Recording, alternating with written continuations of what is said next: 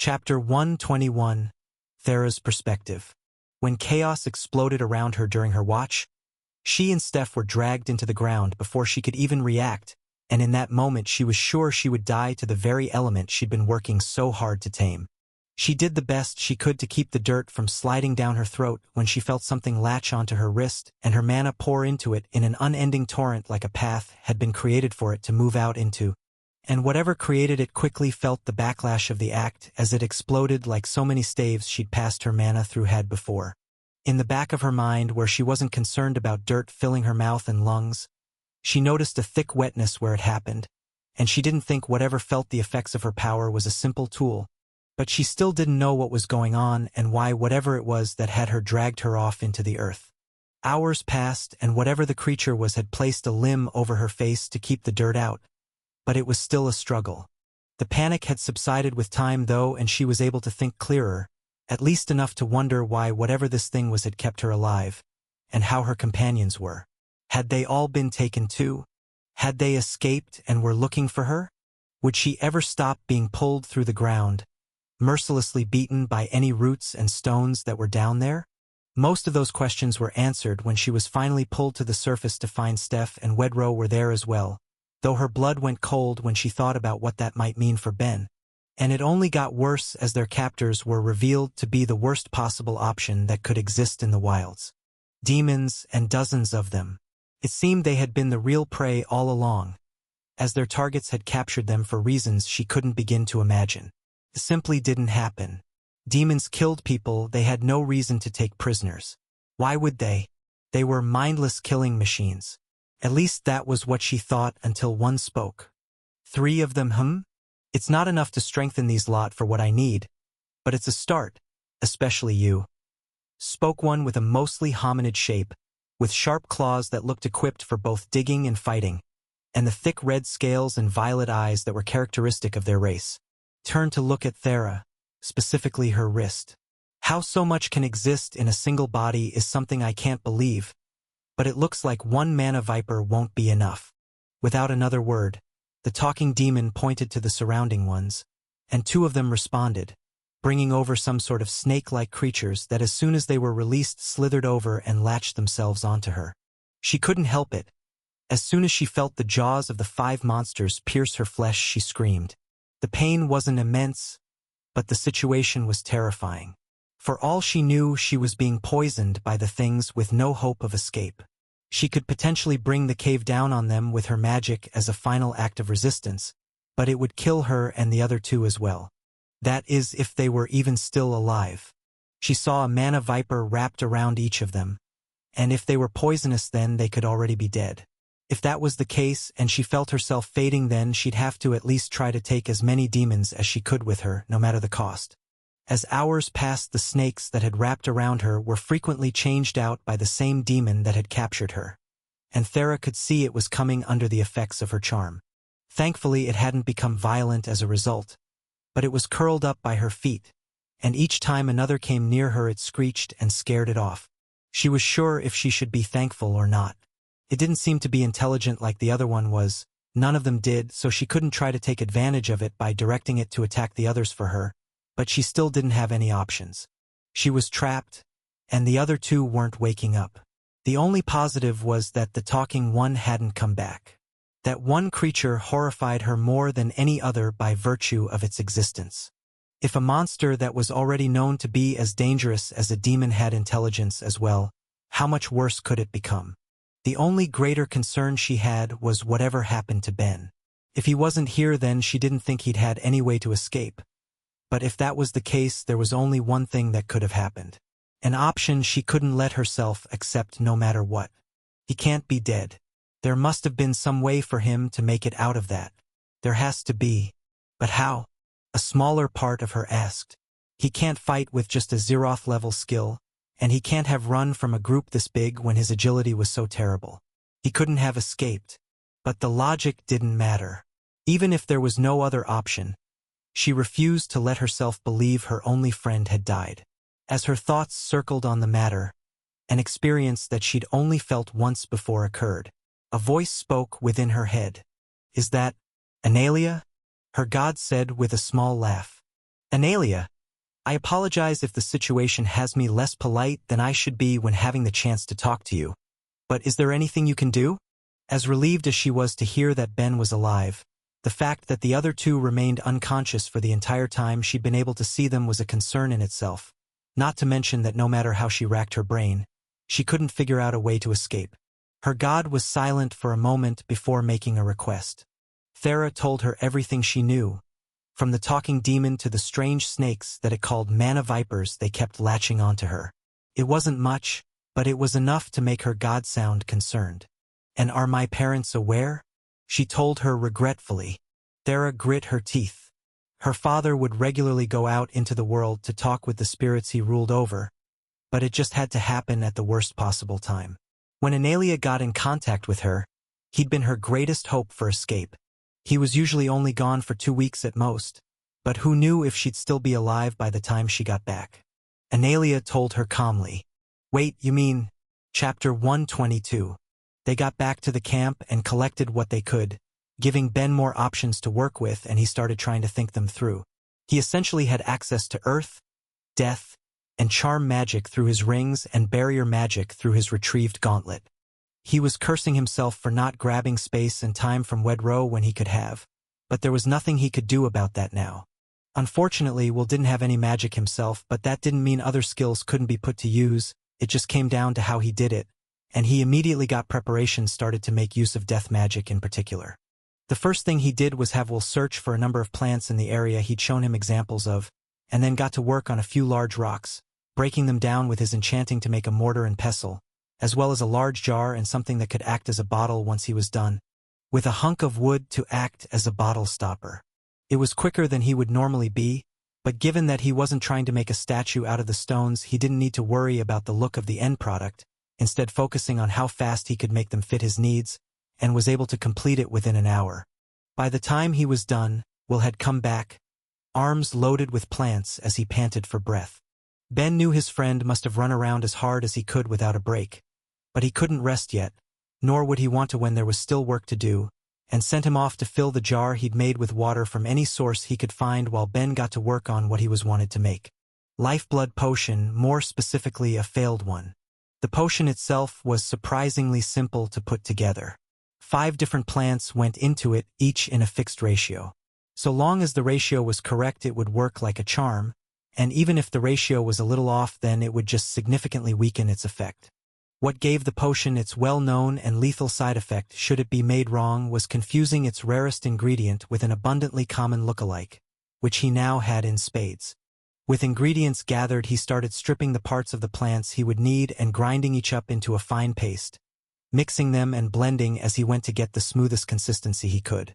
Once Will came back, he started stirring them with a stick as his friend tried to start a fire with his lighting augmentation and some dried leaves, and he got to work reducing the mixture over the heat, taking care not to burn it but letting it go further than if he were trying to make the potion properly to make it thicker. Once it was done, he put it to the side while he focused on its container. One of the more interesting things he'd learned about when making healing potions was that if they were immersed in light or life mana, their effects could increase by a moderate or even significant amount depending on the potion, and he was willing to bet the same would be true of poisons as well. All he needed was a way to do it. Utilizing his death magic ring, he placed the magic in the container so the mana would be directed inward, before giving it to Will to channel his mana through. While almost all materials could hold mana to one degree or another, he had made the jar with common stone. It would begin leaking unstructured mana in minutes. With those preparations completed, the next move would be to get as close to the demon's cave as they could without being spotted. He just had to hope they weren't already aware of them and burrowed under the earth, ready to strike. Don't distract me and just keep watch, he thought at his god, trying to calm himself down out of fear that his pounding heartbeat would give him away. Right now Will was in the middle of completing his part of the plan, which meant Ben needed to dedicate himself to his. Unfortunately, what that meant for him was constructing a massive enchantment on the stone floor that made up the mouth of the cave. It wasn't complex by any means, being made by simply laying his intended skill down as he went, but it made up for that by being huge, and as a result almost as mana-intense as what he'd just set up before this. Myriad said as he inspected his work. The thing in question was his barrier gauntlet, or at least it was. After copying the barrier skill onto a ring, he'd removed the enchantment from the item itself to use it as a power source for the enchantment he was laying on the cave itself. All that was left to do was start everything. All of the work, the time and effort they'd taken, it was all either about to pay off or fail spectacularly. Oh, sweet, perfect timing. Hey, Myriad, give me glory to God again. Will any of them pay off immediately if I succeed here like that one would? In that case, hurry up and give it to me, I don't have all day. Cool, you guys told her where I put the staves, right? Come on now, Myriad. He thought to his god as a grin stretched across his face. Have a little faith. At that, he tossed in dozens of the caltrops he roughly made earlier into the mouth of the cave and screamed at the top of his lungs. Hey demons! Hope you're ready to be exterminated. Before he ran for his very life as sounds of movement began behind him. Chapter 123. Were they able to hear? Are any following me? It doesn't matter if it worked. Now how's everything else looking? Oh great. He knew he wasn't going to be able to get too much effect out of the lightning enchantment he'd made. The skill it had been produced with was meant to concentrate the mana at a specific point to get a greater effect. To spread it through a cave's entrance and power it through a tool that had been designed to acquire mana for completely different enchantment while still receiving it from his own personal supply would never have been good enough for what he was currently using it for. What about the demons? Have any gone underground yet? The gods watching the situation had been observing the demons around Thera and came to a conclusion based on their body structures. Despite how varied each one was from the other, there were two things they were sure about. Each of them would be suited for tunneling to one extent or another, and despite that, it still shouldn't be as efficient for them as just running, with tunneling likely to be a developed trait to help them hide from any potential threats. Now that they were going to fight, they were going for speed instead. That meant he needed speed above all else, which continued to be his weakest attribute. They set up the main part of the trap as far away as they comfortably could, preparing it under the watchful eyes of the gods who were on guard to warn them about any demons approaching. He just had to hope he'd make it there before anything caught up. His small saving grace was that the cave was deep and the demons made their home towards the end of it. But they were beasts that destroyed worlds. He couldn't depend on that to be enough to let him pull off what he needed to, and the screaming of his god in his head told him it already wasn't looking good. The urge to look back was overwhelming, but he couldn't give in. Anything that slowed him down, even for a second, could be enough to get him killed. He needed his entire focus to be on running, putting one foot in front of the other, not missing a single step as he went. Falling meant death, being too slow meant death, just being unlucky meant death, and not only for him but likely Will and the ones he wanted to save as well. The passing of time meant nothing to him.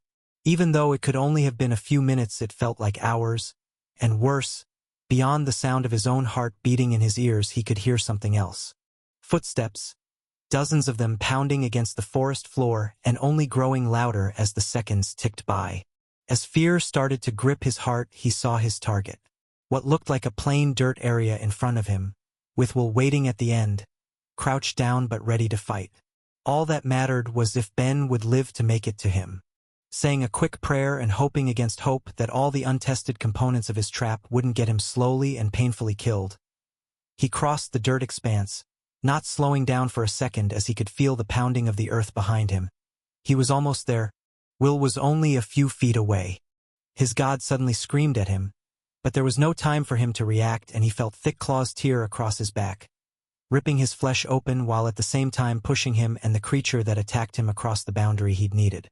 Will got up and threw himself at the demon that had taken him down, and in doing so stopped providing power to an enchantment Ben had created earlier. It was during his first weekend hunt with Thera he realized he couldn't get monsters to just throw themselves into a pit trap, even if it was sufficiently charmed, if the creatures could tell they would die from it. He'd racked his brain to try and figure out a solution to it, but the best he could come up with was to just cover it and reset the trap each time it went off. He probably could have created a trap door of sorts to cover it with that could reset itself each time something fell through, but that would mean lugging it into the forest. It was then he started playing around with ideas for magic solutions. Sure, given his lack of mana and Thera's inability to use magic tools without destroying them, it wouldn't be possible unless he decided to waste some of the valuable magic materials he'd been given by her parents. but he wasn't that desperate at the time. Now though things were different, he had Will, who had enough mana that he could make a powerful mage even without having any magic skills himself. And he had the need, so they found a space between two close-by hills, had Will dig it out to be as deep as he could in the span of a couple hours before filling it up with poison spikes, while Ben knocked down a few thin young trees that were long enough to act as beams to cover the whole thing and placed his barrier enchantment on top of it. Because of the size of it and the vast swath of area he needed to cover, he couldn't make the barriers as powerful as he could, or else the mana cost would be too high. So instead they needed Will to pour as much of his own into the enchantments as he was able to when he saw them approaching, to try and strengthen it so it wouldn't collapse as he crossed it. His friend must have already expended a great deal of it, this keeping it in place while he waited so that the shin dirt layer they placed over the barrier would hide the deadly pit below it from the coming beasts. But as Ben turned around, ignoring the pain that tore through his back, he knew it had all been worth it.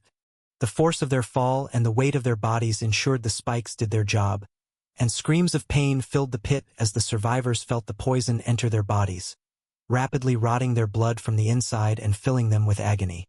It was a good start, but he couldn't celebrate yet. Soon some would escape, and even poisoned and injured, they could still make sure he and Will died with them if they weren't careful. Still, he was comfortable seeing that it worked, and as quickly as he could rushed over to Will, who was fighting not only the demon that got its claws in him but 4 others that managed to escape their fall. He could see the ones that his friend were going against were sleeker than many of the others that were currently skewered in the pit, likely giving him the speed to reach him before the others and jump to safety once the barrier cut out, while at the same time providing advantages for their other activity of burrowing through the ground. His blood was still clearly on one of the thing's front claws as the others swarmed around, sensing his friend was the greatest immediate threat, but Will seemed to be holding his own, avoiding each swipe and getting his own punches in quicker than it could handle. Even 1 on 5 it wasn't a match, no matter how dangerous a small pack of demons might be. A person with awakened skills was a whole other beast compared to an average hunter, and it was obvious why the gods would work so hard just to summon 200 people like that. With every attack avoided, and given he could tell Will had victory in hand, he turned back to focus on the next task: killing any survivors in the pit. Since he now knew that demons would eventually turn into invaders after they had caused enough death, which meant they likely had the same life and death magics they would be known for, meaning that any that escaped might be able to heal themselves, or at the very least delay their demise. Something that couldn't be allowed when they were so close to whittling down the numbers. He grabbed his hammer nearby and started running down to where each of them was trapped despite his own injury, seeing spikes piercing all the way through them in some cases, and he got to work, bringing his hammer down one by one. No matter how dangerous a creature was, if you destroyed its brain, that was the end. At least demons seemed to play by that familiar rule. Ben wasn't going to count on that being true of every monster in the world, but as long as it was true of these ones, that was all that mattered. As he went around, bringing death to each of them, he didn't leave a single one unstruck. Now that he knew they were capable of higher levels of intelligence, he couldn't risk that any might be faking their demise, waiting for the right time to strike. As for the ones still struggling, trying to free themselves and swiping at him with abandon, he took a different approach. He pulled any spikes he could from the ground, and with his hammer carefully found wherever he could that would be close enough to the creature that he could drive it into their flesh while avoiding their teeth and claws, moving on and letting the poison do its work as he went to the next demon and the next, until all around him were dead. He breathed a heavy sigh as he looked at his work, seeing the blood and death around him and hoping it had been enough, but something about it wasn't right. Killing them all was not quick work, and Will should have been down to help finish the remaining ones so they could start their attack on the cave, and fearing the worst, he ran back up to him to see the fight still going on. Something was wrong though. Will was clearly the stronger one by far. He could move faster and avoid the creature's attacks and should have been able to continue to deal blow after blow until they were all corpses at his feet. But he didn't, and it was then Ben remembered what he'd been told when Wedro first started talking to them about their demon hunt. The sorrow. An affliction of the mind that made it hard for a person to kill demons. Ben had no issue and assumed it was some sort of magic passive effect that he was immune to, but Will was clearly not. He wanted to give his friend a chance to get past it himself, but they didn't have the time for that. There were people to save, so as calmly as he could, ignoring the pain that filled both his body and especially his back, he snuck up behind the group as Will continued to fend it off and brought his hammer down, delivered the finishing blow to one while quickly bringing the swing to the next and the next, finishing off 3 in quick order. Unfortunately, from there the element of surprise was gone, and the 2 remaining beasts were on their toes, weary of him and ready to strike. His only advantage was despite the fact that Will couldn't finish them off, they were battered and beaten, weakened to the point that even he could stand a chance, and he wasn't going to let anything get in his way. Ignoring any sense of danger he threw himself at the first one, putting the full force of his hammer behind his swing as he took out one of their jaws, just barely missing the head that could have given him the kill. His first instinct was to jump back to a safer range to avoid a counterattack, but instead he pushed forward and swung again, a move the demon never expected. It tried to protect itself the best it could, reaching out a claw and tearing into his bicep, but the pain wasn't enough to keep Ben's hammer from coming down, and this time his aim was true. The demon's skull shattered under his blow, and he felt a brief moment of victory before he was forced to the ground by the remaining one. His body battered and bleeding as he tried to shake it off, but without luck. There was a moment he thought he was done for, that he'd tried hard but hadn't been good enough, so now he had to face his end. But seeing his friend on the ground about to be torn apart was enough for Will to get past his hesitation and whatever was keeping him from fighting at his full strength. With a lunge, he tackled the beast off of Ben and went for the kill, finishing their fight. Laying down, battered and bleeding, he couldn't help but just be happy to still be alive. Getting the skill he'd been working towards and his stealth level finally increasing after almost a year of use was just a nice bonus he tried to enjoy as he got up and made his way to his friend. The moment Will gathered his resolve to fight the creature and took the life from it, he immediately felt the effects of the sorrow. His eyes went wide with shock and he had to run to the side to vomit as grief filled his body. "You okay, man?" Ben asked in both concern but also hurry. They needed to get to the others and soon, and if Will didn't think he could kill anything remaining in the cave, that meant he would need to deliver the finishing blow to all of them. "I'm good. I just wasn't expecting things to go like that. It just felt so wrong. Yeah, I hear passive effects are a bitch. I'm sorry. I know you aren't doing well, but I need you to pull yourself together so we can save the others. Think you can manage?" "Yeah, I'm good." "Cool, Myriad. What's the word? You're a god. Can't you see down there? Damn it, okay. And the others? Wait. They should be waiting in the cave for us to come get them. If we don't know where the last one is, and they spent the entire time having their mana drained, they won't be able to fight. Damn it, okay. Will, come on, we've got to move." There wasn't time to let his friend feel better. Not when the biggest threat of all was out there and couldn't be located while their friends were trying to get to them. If they could just meet up and give the space mages enough time to regain their mana so they could all teleport away, then they would be fine. They just had to get there. With all of that in mind, they moved as fast as they could despite their injuries. Well, Ben's injuries. Will had come out of the fight physically unscathed. It was mentally where he was having problems. But they couldn't let anything hold them back as they ran. Myriad was directing him to them as Analia was guiding Thera. And before long they were within sight of one another. Ben and Will breathed a sigh of relief seeing them all alive and gave a wave, their pace slowing down as the accumulated stress left their bodies. That was their greatest mistake. The earth exploded around them before he could react, and Will was thrown to the side as Ben was suspended in the air, pain filling him. He looked at what had him and found a demon, hominid in shape and bloodlust pouring from it. Ben's first instinct was to run from it, to shake himself from its grip. But as he looked down, he realized with horror that he wasn't being held. He was being pierced. The creature's claw had torn through his abdomen and out his back. He coughed up blood and knew things weren't looking good. He thought he heard screaming in the distance, but couldn't be sure over the screams of the creature in the process of killing him. "You!" It roared with a rage Ben had never before experienced. "You ruined everything. How could something so pathetic and weak have the blood of so many of my kind on it?"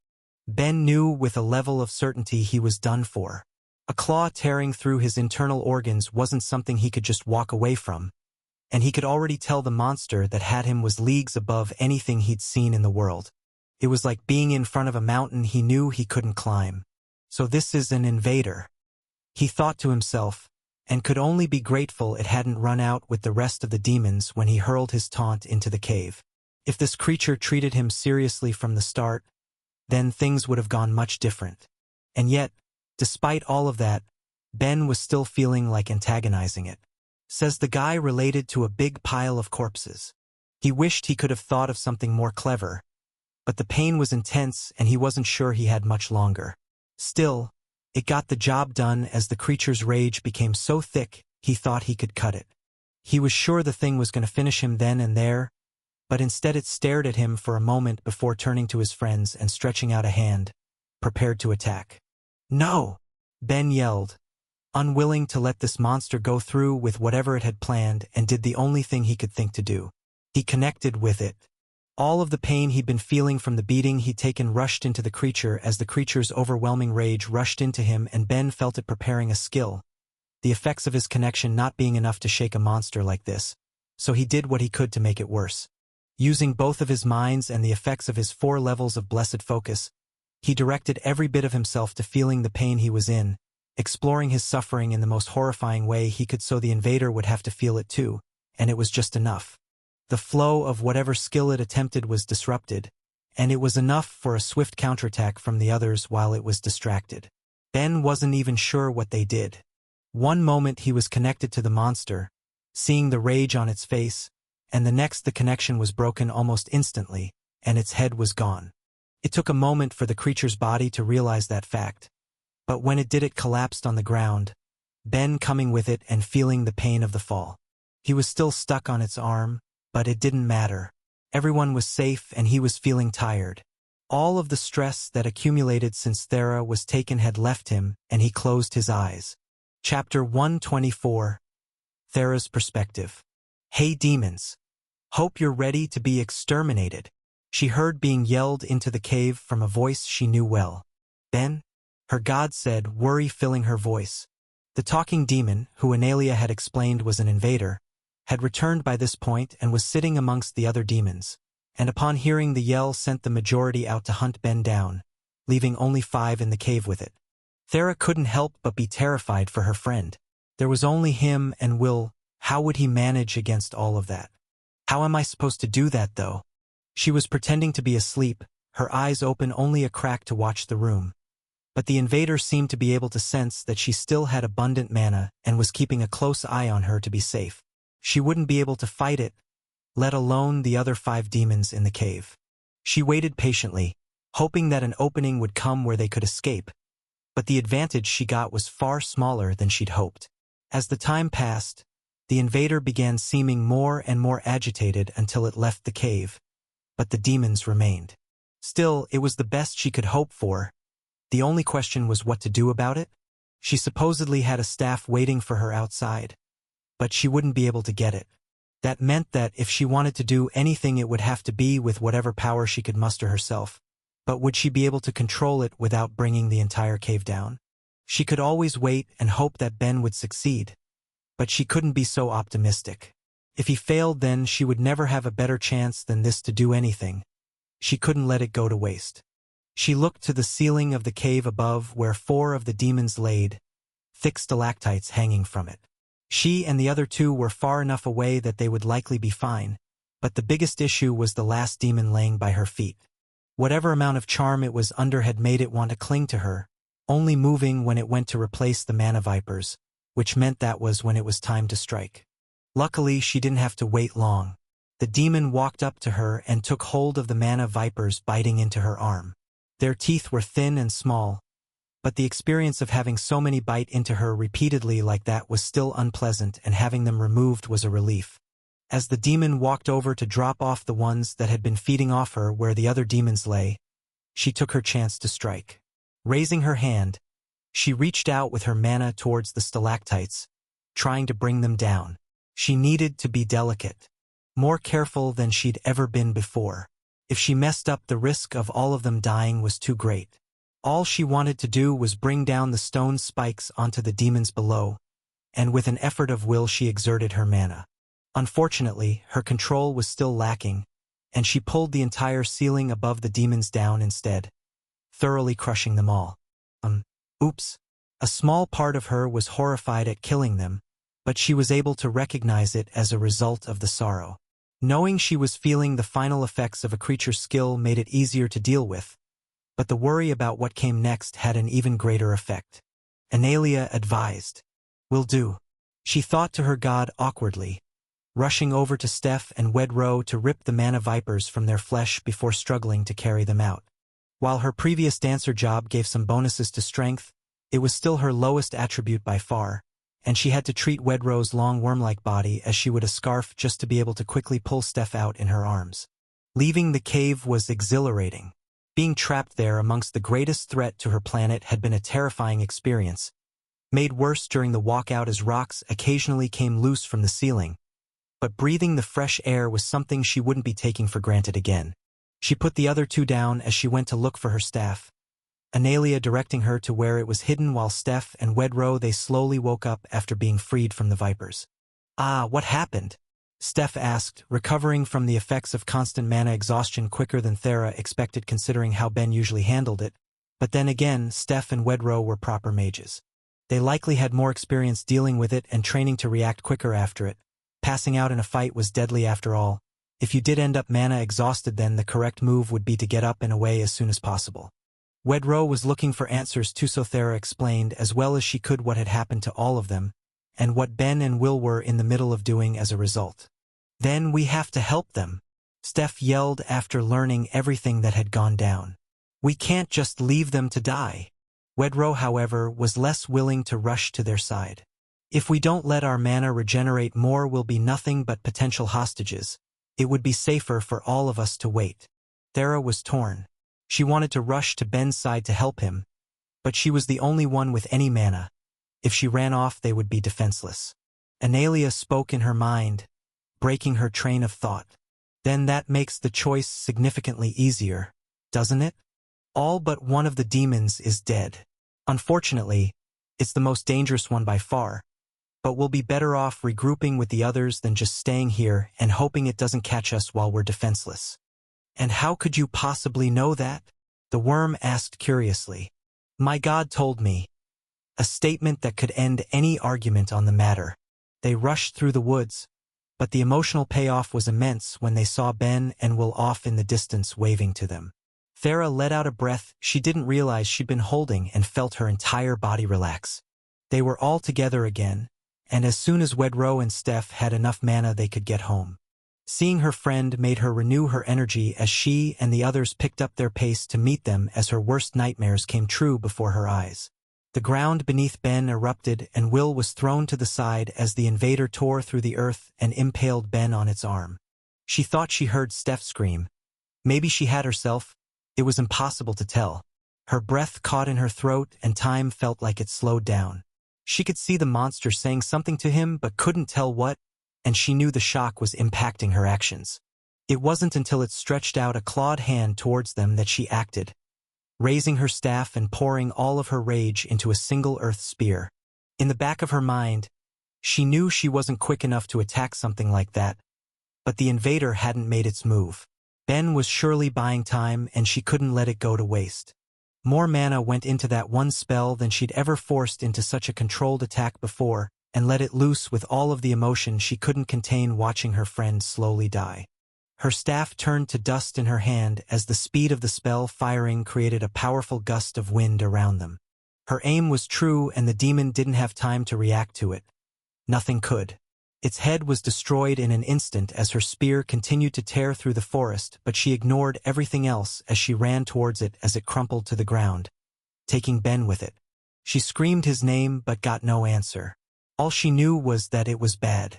She wasn't sure about how human anatomy compared to that of other races, but it was likely multiple major organs were damaged or destroyed. All but a death sentence. When she got to him, she took his hand and tried not to panic. "He'll be okay. He's always bouncing back from things like this. He'll be fine," she told herself as she noticed the others catching up and gathering around her. "Steph, heal him," she told the girl crying behind her. But not getting any answer. "What are you waiting for? You're the only healer. You have to do something." "Thera, even if I had the mana for it, I can't regenerate entire organs," Steph said, voice shaking. "Something of this scale would be just below resurrection in difficulty." Perhaps she could do it if she was more practiced with her skill, or had all of her mana and days to work with, but not at a speed that could save her friend's life. They were all silent as Thera squeezed his hand tighter, tears falling down her face. She knew Steph was right, but she wouldn't accept it. She couldn't. Ben was constantly getting seriously injured and making it through. All they needed was a single option, even a sliver of hope. A sliver Will provided. What if you didn't need to regenerate the organs? Will quietly asked, reaching down to grab the spatial bag Ben had on him and pulled out the knife within. What are you thinking? Thera asked desperately. A transplant.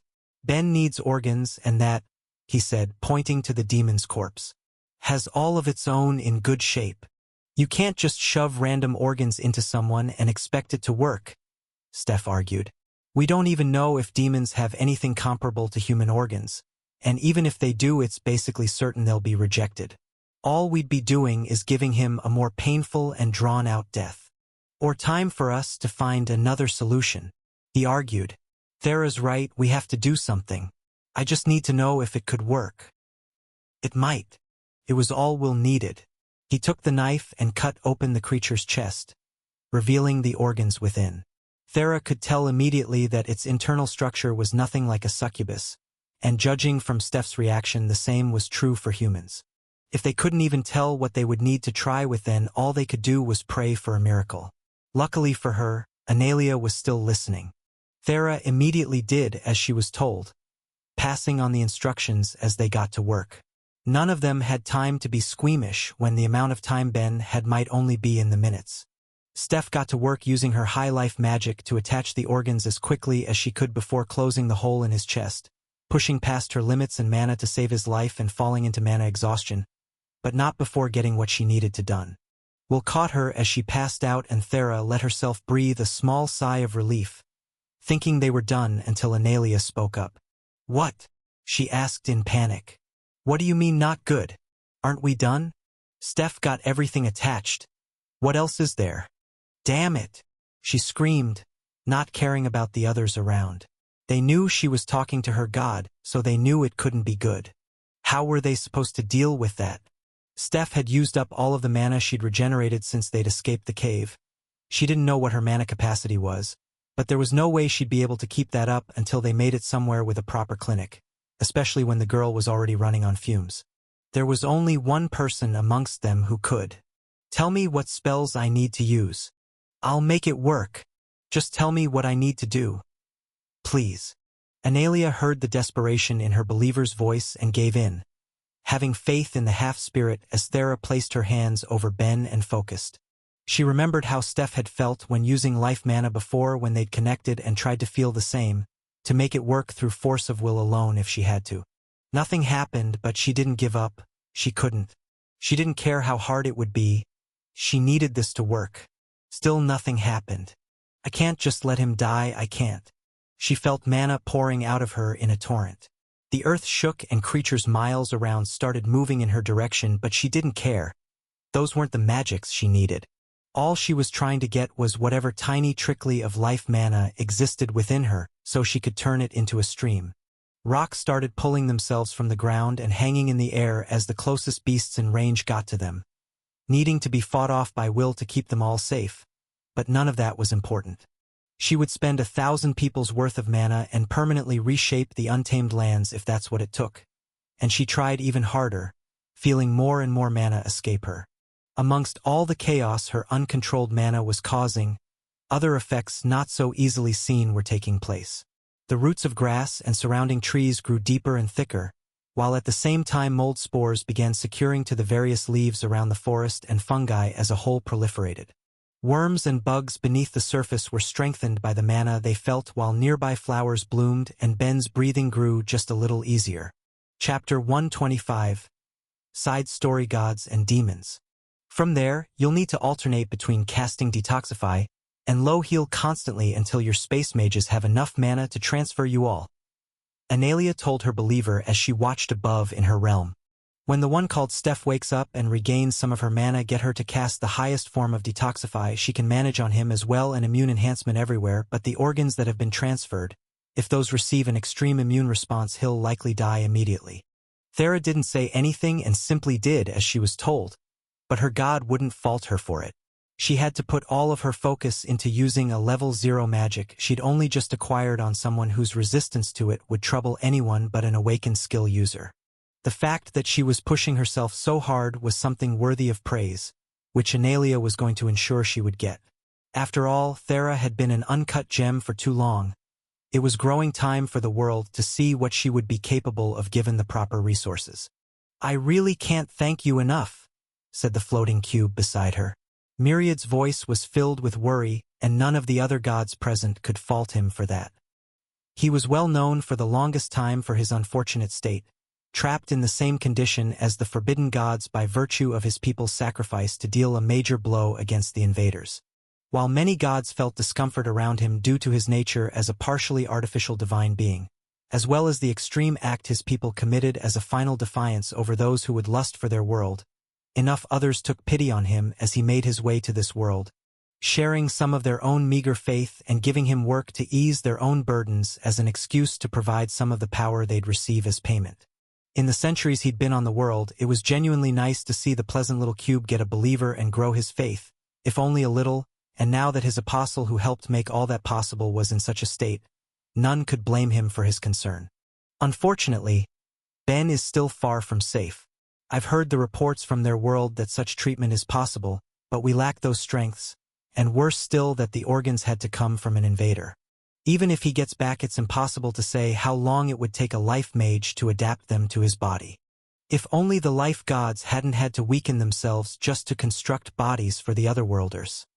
One of the gathered gods lamented. It's hard enough exerting influence on the world, even if your divinity is suited to the act. For us to only be able to watch as such a promising young mortal might lose their life. Unlike the mortals, who had significantly more strength than any time in the past when a world was invaded thanks to the system in place, the gods were all significantly weaker. It couldn't be helped. It was a side effect of so many of them being gathered in one world with only a handful of believers devoted to each of them. Their strength was nothing compared to what it once was. "We can do more than watch," she told them, not ready to give up on the boy that managed to pique her interest during her trial. "I've already instructed the leader of my people's nation to send healers over to Stonewall as soon as they can, while telling the one I have there already to have their clinic prepared for an emergency case. If any of you have healers that can be spared as well, then it would be appreciated. They should be back there after just a few hours once the Mage Wedro has enough mana for the jump, so the faster you can act the better." It was fortunate they had one of the only awakened spatial mages in the world with them. The mana cost for jumping to a place they'd already been was nothing compared to going in blind to a new location. Even better, though, was the agreement of all gods present. There were only 20 there, and Analea was the most powerful one by far. But they had all witnessed how hard the boy worked to save his friend and were moved to act. After all, what was the point of power if not used at times like this? Myriad's emotions couldn't be contained as he gave his thanks to everyone present. But with everything they could do for Ben done, it was time to move on to the most important part of their meeting. "The issue now," Analea began, taking charge of the discussion, "is determining how this happened." The mood went tense as they thought about what they'd seen. A horde that big didn't just happen, even if they were neglectful, especially not a horde with a fully formed invader in the mix. It had been well over 1,000 years since such a thing had occurred, and the most likely explanation was that it happened the same way as the previous time. "I'll say what I'm sure we're all thinking," one of the gods with an appearance somewhere between a sunfish and tarantula said. "It has to be a case of demon worshippers, doesn't it? How else could they have grown to be such a big group, or for the invader to have learned world speak?" Everyone murmured amongst themselves, but they'd all come to the same conclusion as well. A group that had existed in the past with varying beliefs about demons, that they were gods or at the very least might spare them if treated as gods. They had been wiped out after a disastrous event where they'd managed to raise a group of demons in secret, even bringing 2 of them up to sapience in the process, but they were meant to all be destroyed along with their dangerous beliefs. Whether some had persisted in secret and had been biding their time for the day the demons would arrive, or if this was a new group that had formed, only one thing was clear. They needed to be hunted down and destroyed. A group like that couldn't be permitted to exist, especially not so close to their approaching war. Analia could only sigh. For such a thing to happen now of all times, she couldn't imagine much worse happening for the world.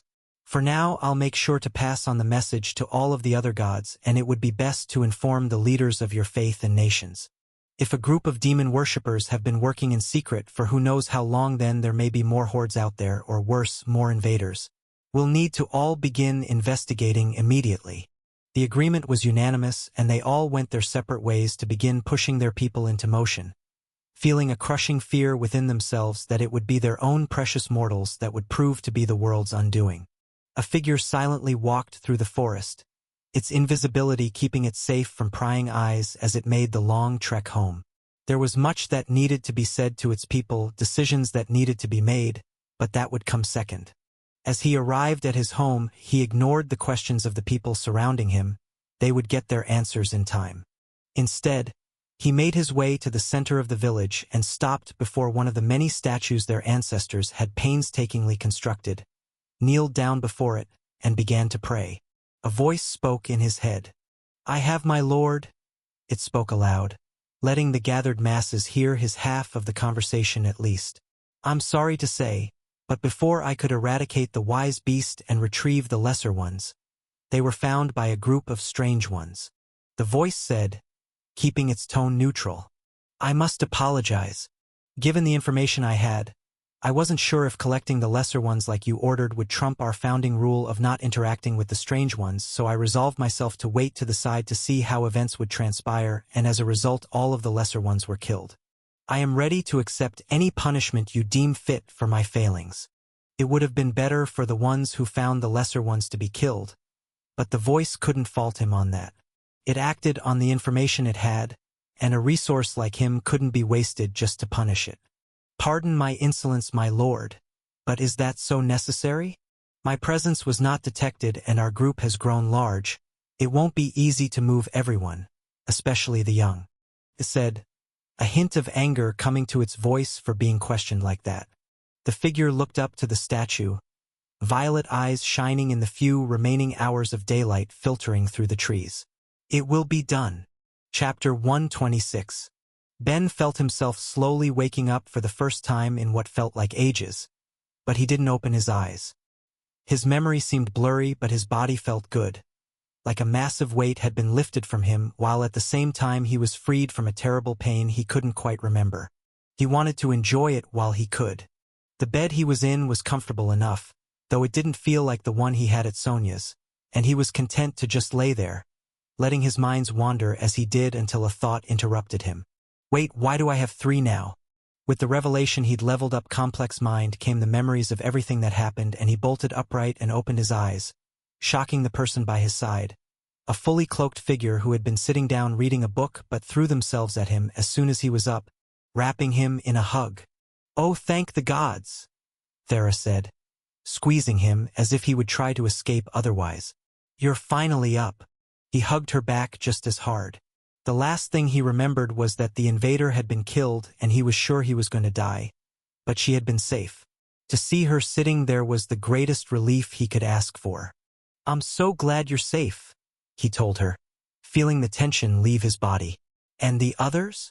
The last he'd seen, Steph and Wedro seemed to be safely by her side, but Will had been thrown away when the invader attacked. Thankfully, she quickly pushed his concerns away. "All fine. They're safely home now. They wanted to stay, but their nations wanted a report of events, and once all of the healers showed up they couldn't delay any longer." "Wait, healers?" She nodded, not taking her head away from his chest. Apparently the gods that were watching contacted their nations to send healers to Stonewall as fast as they could. The last 2 weeks they'd been working around the clock to keep you alive. 2 weeks. Damn, this really was a bad one. Looks like I finally have a reason to be grateful to at least a couple other gods in this world, though. He would have to remember to ask Myriad to pass on his thanks when he got the chance, but put the thought to the side as another question came up. But how am I even alive? I didn't think Steph and Wedro would be able to do anything after having their mana sucked out like that. I was sure I was a goner. "Ah, well, that's a little complicated," she told him, dreading the conversation she knew she was going to have and afraid of how he would react. But it wasn't something that could be put off. She carefully explained what happened after she killed the demon and how they came to the conclusion they'd have to make use of its organs to save his life. He just silently listened as she spoke, raising her anxiety as the story went on. What if he was angry? What if he hated her? She was ready to accept it if he did. But she stood by the choice. She didn't want him to die. So, he began as she braced for the worst. You got 2 magic levels. You're halfway through your quest. That's incredible. Are you not mad at all? What are you talking about? We incorporated parts of the most hated and heinous monsters in the galaxy into your body. Plenty of people would rather be dead. Sure, but I'm not one of them, he told her with certainty and hugged her tighter. As far as I'm concerned, those were just materials to be used, and you saved my life. I don't care what bits you shove into me in the future if it means I get to live another day. He was aware that some people on his homeworld might object to xenotransplants on ethical or religious grounds, but he couldn't care less. The biggest concern he had was that someone might get experience if they killed him now, but even that was regulated to a passing curiosity about how much he would provide. Oh good. I was a little worried. A little was probably an understatement. He felt her body relax through her cloak as he told her it was fine and knew the thought must have been weighing on her mind. I told you the boy wouldn't have a problem, a familiar Yeti said as he made his way into the room. Good to see you, Falk. Your favorite apprentice is back in the land of the living, Ben told his teacher as a smile stretched across his face. Bah! And I was so close to being free of your nonsense, his teacher told him, grinning back despite himself. Hey now, you can't say that. I'm a patient. If I can't talk like that when you're hurt, I'll never be able to. You're always a patient for some reason or other. It's part of my charm. Nothing charming about scaring everyone half to death each time you're pulled in here looking worse than the last. And no matter how excited you are to see your wife, maybe you should leave that sort of thing for when you've got some privacy.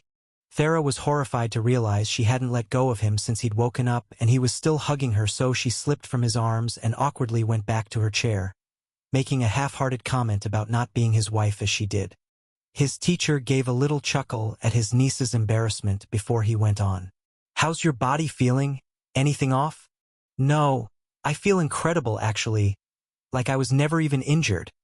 He felt around his stomach and chest, expecting to find a scar but coming up blank. I'll have to thank the healers who worked on me. Seems like they did a great job. The mood of the room darkened a little, but the way Falk went on made him think it was all in his head. Most of them went to head home this morning since your treatment was completed, but you'll get your chance to talk to the main one later.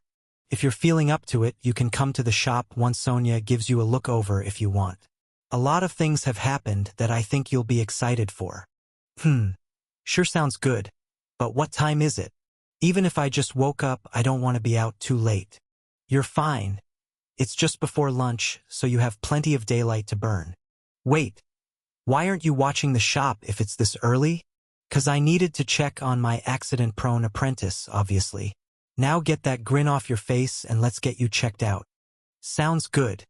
You going to come along, Thera? She shook her head. I would. But now that you're up, I have some work to do. Oh, okay, he said, more disappointment leaking from his voice than intended. Sorry, but it's important, unfortunately. I'll ask Ani to pick something tasty up for us later at dinner, so don't be out too late. Okay? And don't be so greedy for her time, boy, his teacher told him. She's been stuck here every day waiting for you to get yourself together. Uncle, he didn't need to know that. Chapter 127. Thera's Perspective. She left Ben to get himself checked out while going off to do what she needed to. While she had finally been able to breathe a sigh of relief now that her friend was awake and out of danger, there was a new weight to bring her down, and it was waiting for her at home. She hesitated at the door for a minute, not wanting to go in when she could be relaxing instead after such a long few weeks. But Thera treated it like a bandage that needed to be torn off, taking a breath before she opened the door and walked in. Lounging on the couch comfortably, flipping through the pages of a book her Aunt Sonia had left on the table was a void of white mana in roughly the shape of a succubus. She wished it was her Aunt Lux who she had a reasonable relationship with, but the one in her home didn't radiate light around her. Instead, she simply existed, as if something had punched out a hole in space to find a white backdrop behind it. "Hello, Vividus," she said, greeting her aunt, the great life spirit, with a voice filled with disdain. "Hello, child. I take it your pet mortal is awake?" she asked, indifferent to the emotions in her niece's tone. She ground her teeth in frustration at having to deal with her. It was something she would never choose freely, even if her aunt didn't feel anything about it. As far as Thera was concerned, there was nothing but bad blood between them.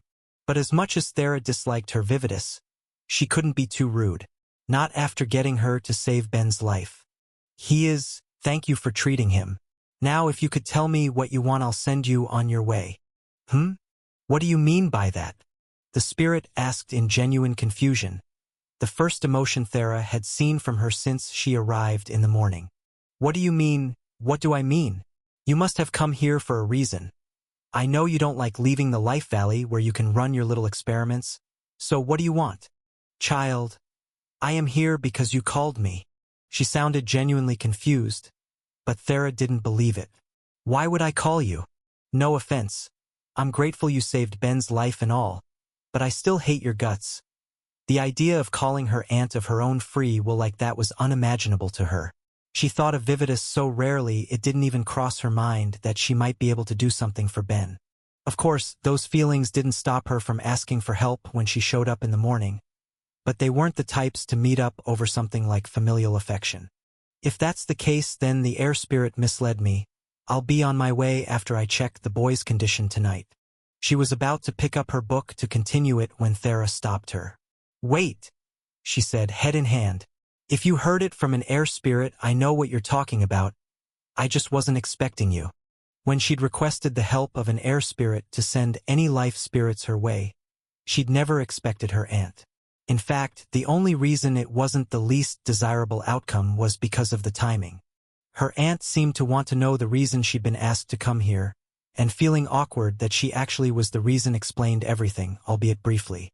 From learning that gaining other magics would help her improve her control as a whole to training with Funa and trying to come up with a solution to gain life magic as well, which ultimately led her to try to find a life spirit. But none of that matters now. I managed to get level 0 life magic not long ago. Honestly, I don't know why the spirits would bother you when I asked for a regular life spirit or two to make their way to town. As Thera spoke, Vividus began placing her undivided attention on her. "You really should try to know your place amongst the common spirits," she lectured. "Even if they aren't able to understand the nature of your relationship with Abris, they can at least grasp its significance. Who amongst them would leave a matter concerning you to a regular spirit if they could avoid it? I guess." The nature of how typical spirits viewed her seemed as mysterious to her as it did to themselves.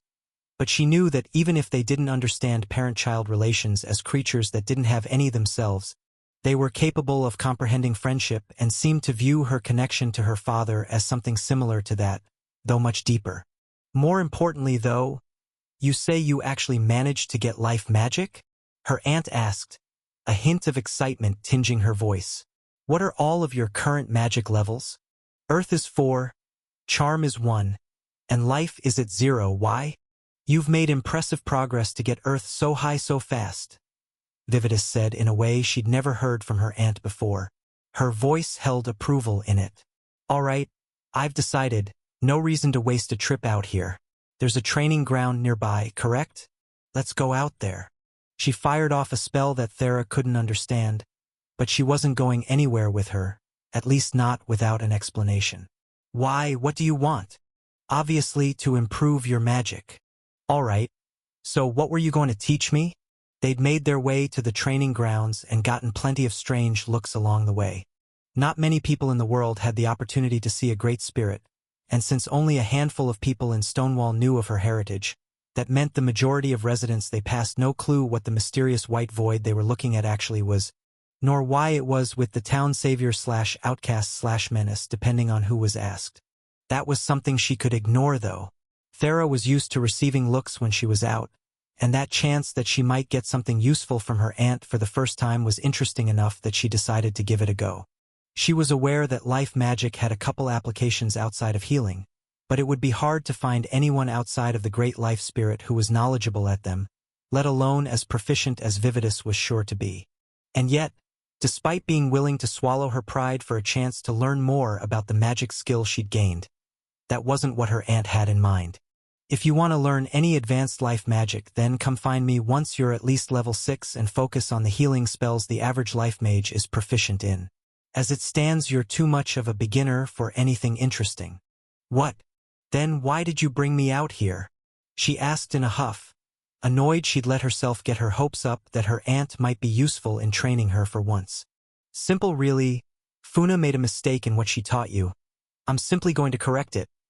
As she spoke, 3 dark spirits flew out of the woods and floated between her and Vividus, which she politely greeted before focusing back on her aunt. I'm sorry. You're telling me you have a better idea on how to train me in dark magic than the Great Dark Spirit? She asked skeptically. No, like I said, I'm simply correcting a mistake.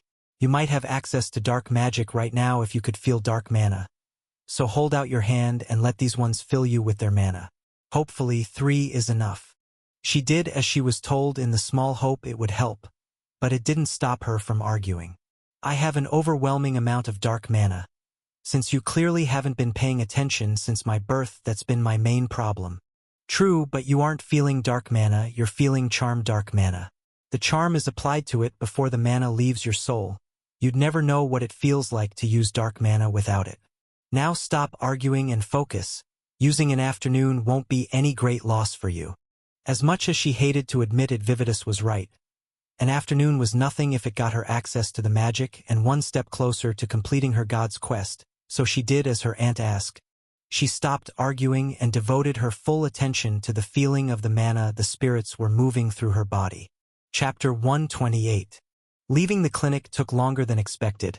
As soon as Sonia found out he was up, she insisted on giving him a thorough look over. Despite his insistence that he felt fantastic, he understood where she was coming from at least. He'd been unconscious and in bed for weeks on top of having a xenotransplant done with mystery organs in the middle of the woods. When he thought about it in those terms, he became a little worried too. But once it was all done, he made his way back to his favorite shop in town. Ah, fuck. It's good to be back, he said, enjoying the sound of metal hitting metal when he entered the store. I'm never leaving my forge again. I can't go leaving it alone in the world if anything happens to me. Wait, who's at the forge? Falk was in the front of the shop, but he could hear something being made in the back. But nobody else worked there unless... Did you really go and replace me when you thought I was going to die? Calm down, his teacher told him. If you'll remember, I didn't even want you to begin with. No reason for me to grab a replacement. True, but then who's in the back? We'll get to that later. First things first. Remember the money I took from you a while ago for supplies? I do, it was a small fortune. Ha, you aren't wrong, boy. But they came in and I think you'll agree it was worth it. His teacher reached under his desk and pulled out a small box, something he never would have guessed cost as much as he'd paid for whatever it contained. And he opened it up, finding 10 rings contained within. They were all very plain, made of a simple gray metal and thin band, but each had a single word stamped on top, and the implication was enough to make Ben salivate. Are these what I think they are? He asked, unable to tear his eyes from them. Depends, his teacher replied. An excited grin stretched across his own face. Were you thinking they're 9th level enchantments of each major affinity? 9th level. How did you manage to get your hands on these? To place the entirety of a 9th level skill onto a single ring took a level of skill and patience that wouldn't be easy to find.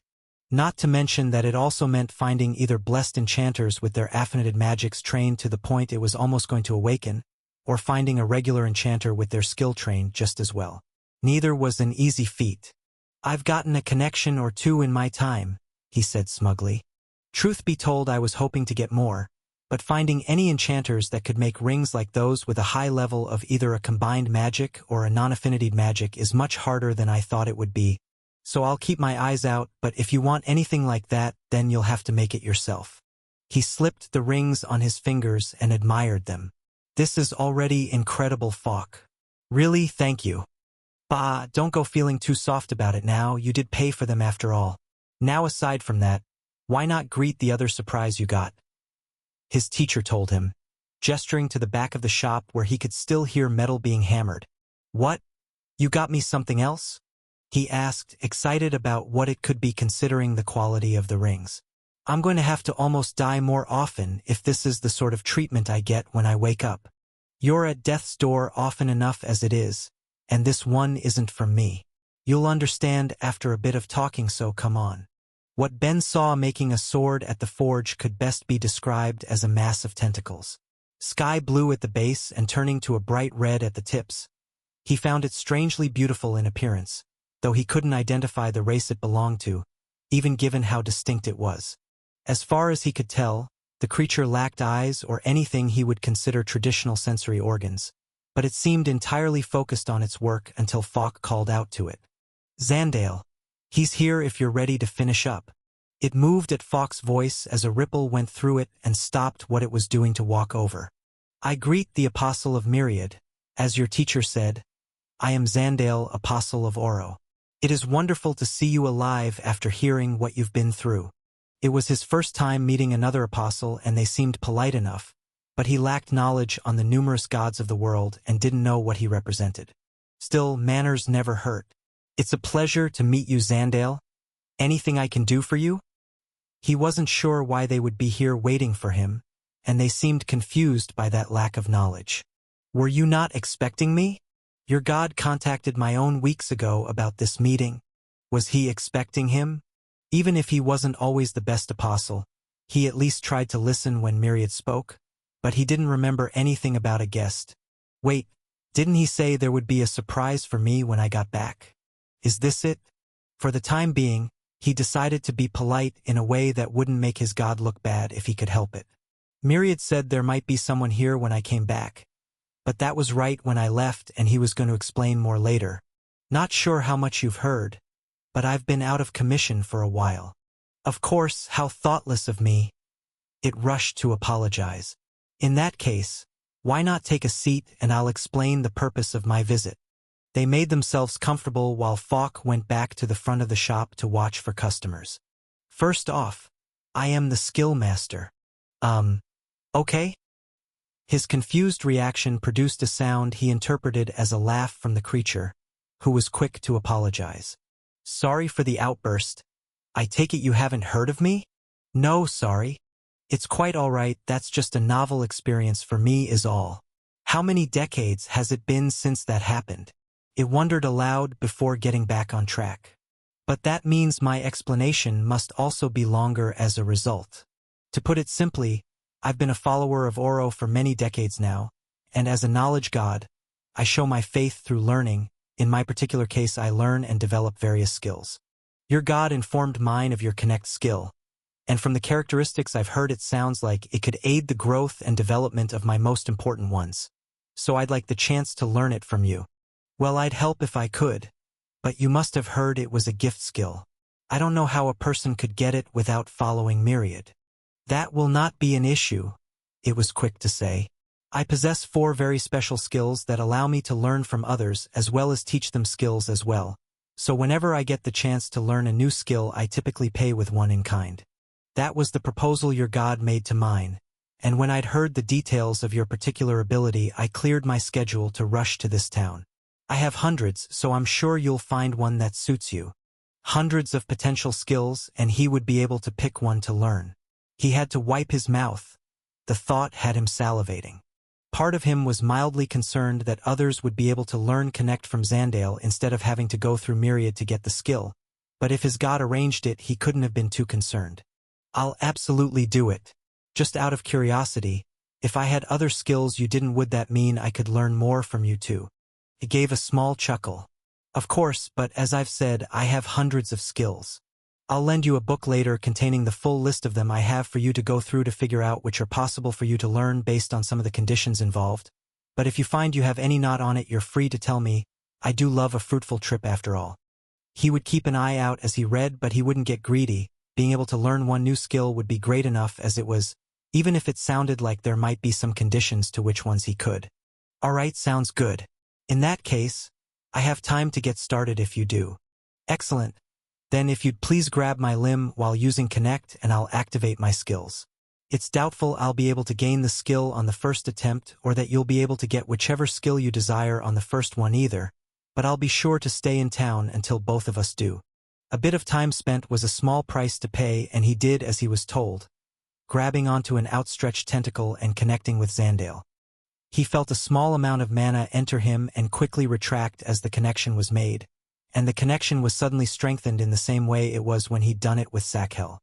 Wait, did it work already? He asked in surprise, but the other apostle gave a negative. The two skills I'm using right now are Borrower and Learner. Both let me copy a skill for a period of time, while Learner in particular lets me learn it, but the condition is that I use it to get used to it before the time is up. Of course, if I don't learn it before the time limit, then I can just activate my skill again to continue. Something about that sounded familiar, and he thought about something his god had previously told him when he first learned he could enchant with other skills. You mentioned you have for special skills, right? Does the reason you want Connect have to do with them having similar effects? Indeed, it said. The enjoyment Ben felt bubbling in its mind felt familiar compared to how alien the rest of it seemed against all of the hominid types he'd used his skill on. I've spent over a century to train the skills Learner, Lender, Teacher, and Borrower in the hopes that I'd be able to get them to combine when one awakened. Hearing that another skill with similar properties now exists, I had to get it. He could feel all sorts of positive emotions coming from it as it thought about the efforts it went through to train those skills, and Ben understood its excitement. It wouldn't be accurate to say everyone wanted to awaken their skills. Many people in the world were content to get them to a certain level and let them be rather than constantly have to push themselves to new heights. But for those that did, the payoff was huge, with boosts to their base abilities incomparable to just going up a level or two. So when you do, what will it awaken into? He asked, curiosity leaking from his voice. I don't know. No one has managed it before. Wait, so you've spent over a century working on something that might have no payoff? That's the risk of those who aim to learn. Sometimes the results don't live up to expectations. Though I'm not too worried. When a skill awakens, it will almost always merge with other skills if it can, to reach greater heights. Interesting. I wonder if any of my skills will combine if I ever awaken them. It was a fun thought, but still a while off yet. As they spoke, both aloud and through the connection made, Ben took the role of a teacher, explaining everything he knew of his skill while Zandale eagerly listened, and allowed Ben to train with it himself given the bountiful resource he was connected with. Enchanting with all of the skills he could feel coming from the tentacled creature onto some metal rods laying around in the back. He could get Falk to tell him what they were later so he could make use of them in the future if it was possible, but from the feel he could tell they were low level. It made sense to him at least. Training up hundreds of skills would be impossible, especially if they wished to focus on their important core ones.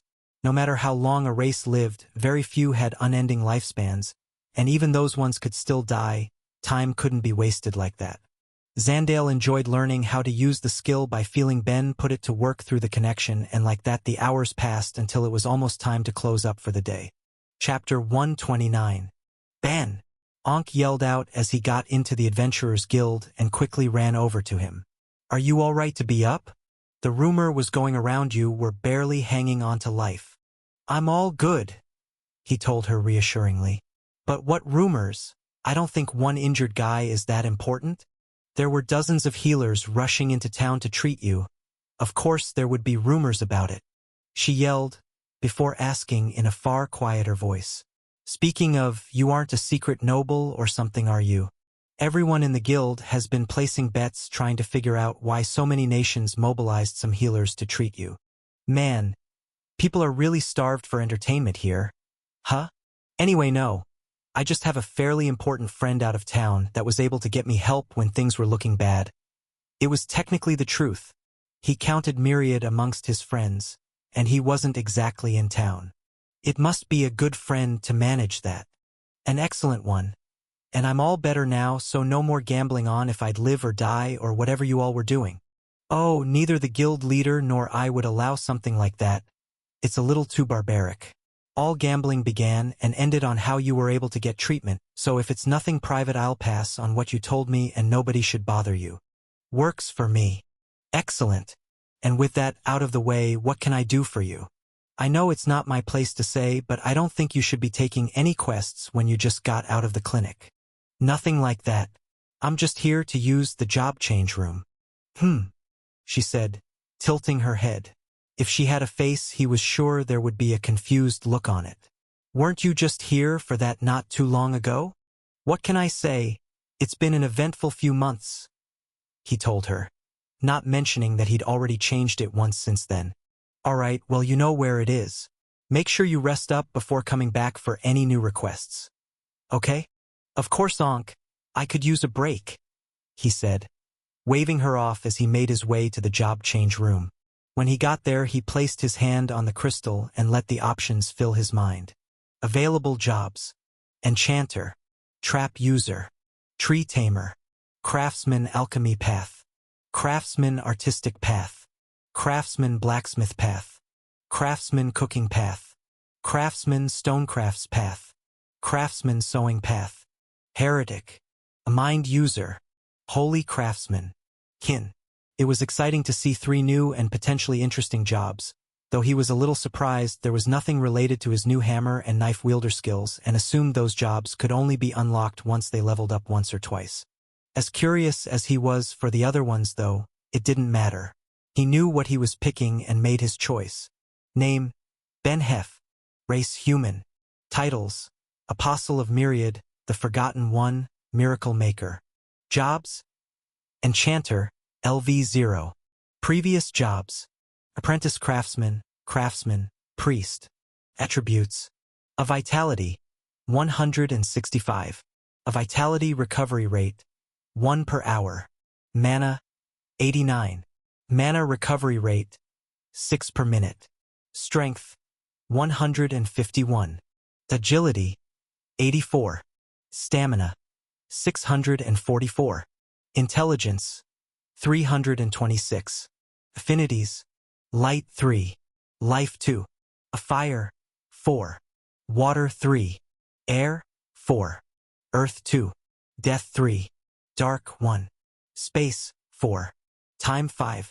Resistances: Light 68, Life 72, Fire 75, Water 69, Air 66, Earth 81, Death 78, Dark 85, Space 63, Time 61.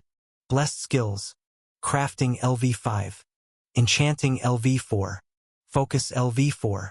Passive skills: World Speak Plus, Tolerance LV1, Sacrilege LV3, Complex Mind LV2, A Bind.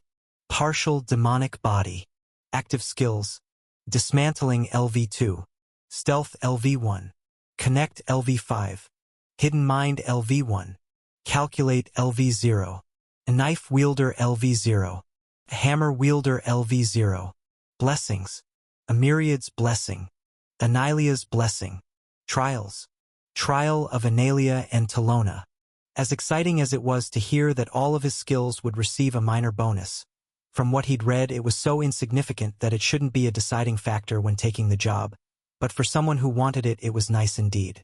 As enchanting was a magic that made use of all skills, it made sense that they should all grow some as well to properly make use of the skill, and Ben was grateful for it, eagerly looking over his card after taking it and feeling pretty good about his growth, at least until he saw something that raised some concern in him.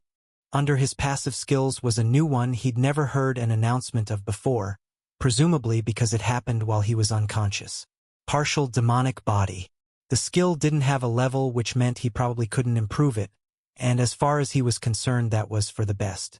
While he didn't have an issue with demon organs being used to save his life, he didn't expect any changes to occur.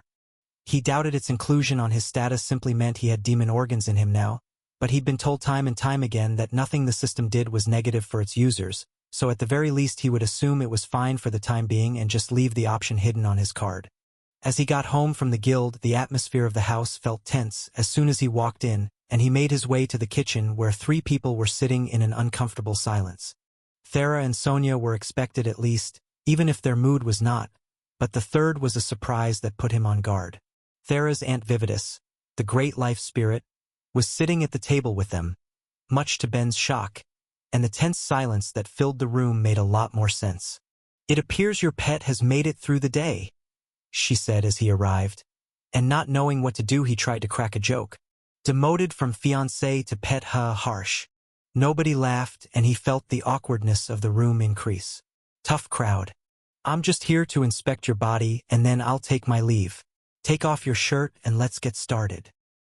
He looked to Sonia, who gave him a nod and did as he was told, taking off his shirt and having a seat as the spirit at first placed its hands on his chest, but then began sinking its entire arms into his body.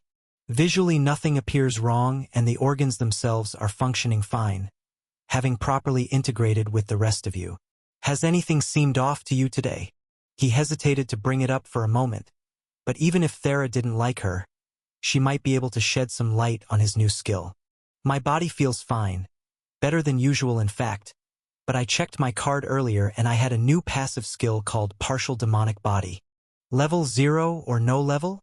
she asked, voice suddenly filled with interest. "No level.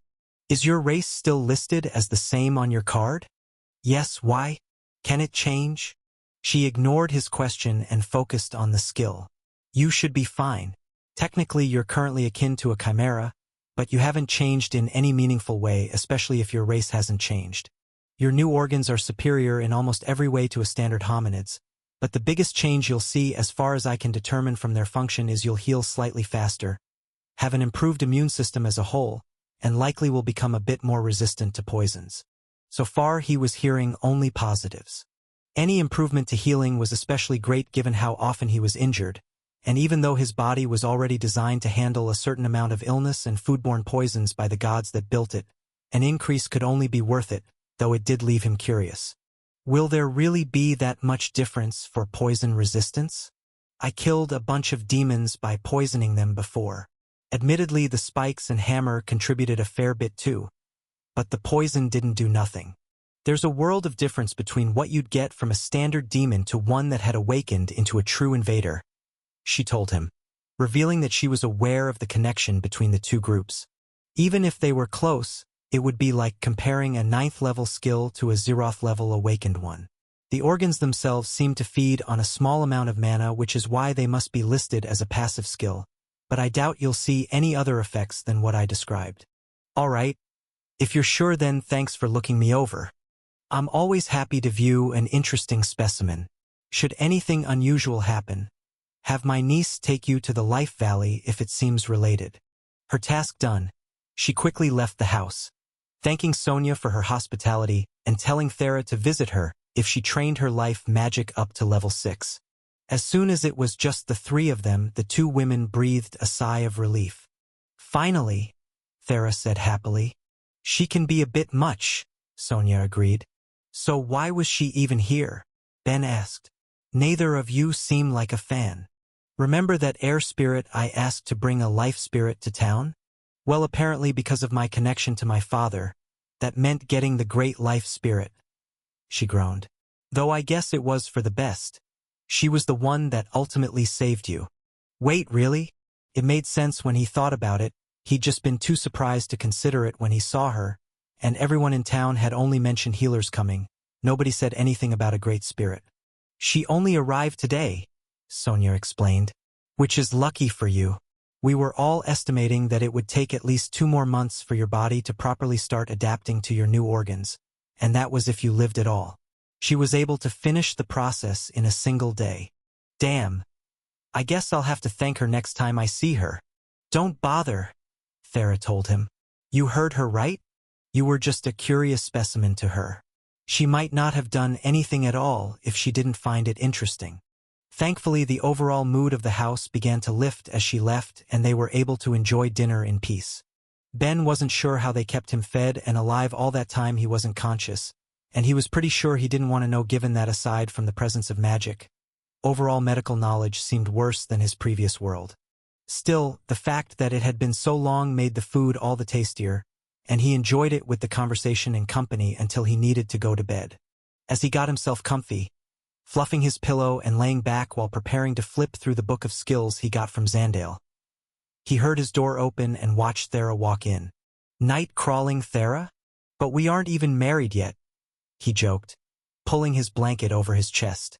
He was expecting some sort of reaction but got nothing. Instead, she just sat at the edge of his bed. "Something wrong. I wanted to talk about it earlier, but I couldn't find the right time," she started awkwardly, sounding unsure of herself as she spoke. "About what you said before everything happened. I think you're right. I'll start looking for a new party to adventure with." She'd thought long and hard about it, as he'd been on the brink of death for the last 2 weeks and knew that if he woke up she'd have to do this. He had been right after all. He was a craftsman. He shouldn't be hunting dangerous monsters like that, and she shouldn't be forcing him into it, even if she didn't think she could be comfortable with another party. They would still be friends, it just meant he wouldn't be putting his life on the line.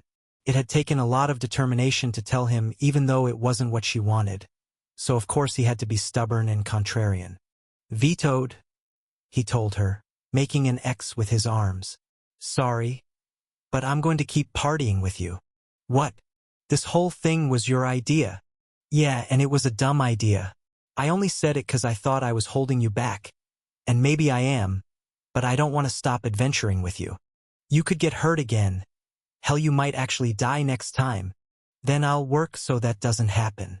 Besides, you were kidnapped last time, and I don't want you dying when I'm not around either." "Has anyone ever told you you're impossible?" she said. It had taken a lot of determination to do this, and now here he was, just completely refusing her. The fact that she was so happy about it was irrelevant. "It's part of my appeal," he told her with a smile. "I wouldn't mind taking a week off after what we just went through. But other than that, you aren't getting rid of me so easily." "Pretty sure you just had a couple of weeks off," she said, smiling back. "Bah, unconscious time doesn't count. I need some real mental recuperation." "All right, sounds good. Anyway, I should probably leave before Aunt Sonia notices and gets any weird ideas. Sleep well, Ben." "You too, Thera." Chapter 130. "Ben, it's so good to have you back," Myriad yelled as he woke up in his god's realm. "Good to be back. I escaped death yet again." "Well, stop walking into situations where you have to. Thera literally just gave you an out and you turned it away. Hey now, do you really want to spend our first meeting in weeks complaining about something you know I won't change my mind on?" Myriad sighed, the sparkle he had when Ben first got there dulling with his attitude. "No, I don't know what else I would expect now, honestly. I haven't heard any other gods talking about what a handful their humans are. Heck, I haven't heard about any of the other summoned getting in as much trouble as you do." "Ah, that can't be right. The rest of them are out prepping to fight for the fate of the world, while I'm just a humble craftsman. You probably just don't hear about any of their near-death experiences because it comes with the territory of being a hero." He understood Ben's train of thought, but Myriad wasn't buying it. Still, there was no point focusing on the matter when there was so much else to discuss. "Well, first off, I noticed you went to the job change room, but since you didn't call for me, I take it you took Enchanter as expected?" "I did, though since you brought it up, I did get 3 new ones I wouldn't mind an explanation on. Holy Craftsman, Mind User, and Kin." Well, I can tell you right away I've never heard of Kin. But the other 2 are simple enough. Mind User grants bonuses to all mind-type skills and provides major bonuses to the intelligence attribute. Of course, given the fact that you don't seem to have any issue with raising your mind skills even without a related job, it might be less of a priority overall. On the other hand, that also means that if you did take it, you could likely expect an even greater increase to your various skills, so it would probably be worth it eventually. As for Holy Craftsman, you would have unlocked it by having taken the Craftsman and Priest jobs. The skills you get bonuses for would be the same as the ones for both jobs, and as a side bonus it would make it easier for you to make job change crystals. "Wait, hold on. I can make those?" "Of course. Where else would they come from? I kind of just assumed the gods made them or something." "If that was the case, they'd be significantly more rare. It's a specific type of enchanting spell that has to be bound within a spherical crystalline structure, but as long as you have the ability to make the spell, a skill to shape the crystal, and a strong connection with a god, then there's no issue with making them, though selling them is frowned upon, so it's not something you could profit off of." Doesn't matter, teach me how later. If it needs a special enchanting spell to make, then it might give me some decent job experience. I will when I have time. Things have gotten rather hectic up here while you've been unconscious. Why, what's been happening? You probably wouldn't know this, but in the distant past there was a group that raised up demons and worshipped them as gods. Given the size of the horde you encountered, we're worried that that's happening again. Sounds bad. That's an understatement. This close to the war, having enemies within could be disastrous. Imagine our efforts being sabotaged before the war even begins, or a horde of demons coming to attack our armies hours before the gates are expected to open. Even worse, in the last few weeks we've been searching for them, we haven't found any evidence at all. Well, maybe you're wrong then. Maybe it was just poor luck and the group managed to get that big by its own efforts. Maybe, but we can't take that chance. After all, if a group had been managing to do something like this in secret for so long, they'd have to be good at hiding. It's just discouraging. So I'm hearing it would be a bad time to bring up the passive skill I got from my little demon organ transplant? Oh, infinite hells. What is it? Partial demonic body. Myriad let out a long, pained sigh. Just keep that one hidden on your card too. All right? Already doing it. Good. On a related note, I noticed you met with Zandale. Yes. Honestly, I can't thank you enough for setting up a meeting like that. Hopefully, they'll have an option that will mesh well with my current skill set. Just pick whatever you think is best, but try not to get your hopes up.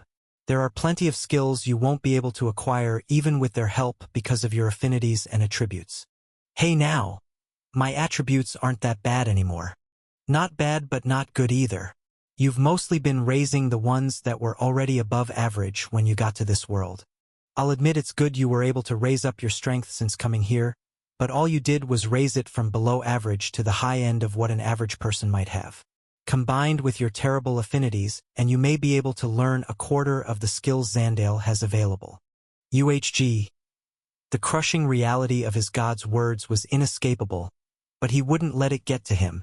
A quarter of the available skills would still be dozens of options at least, maybe even over 100, and while the other apostle was here he could take advantage of their presence and his skill to create a library he could enchant from.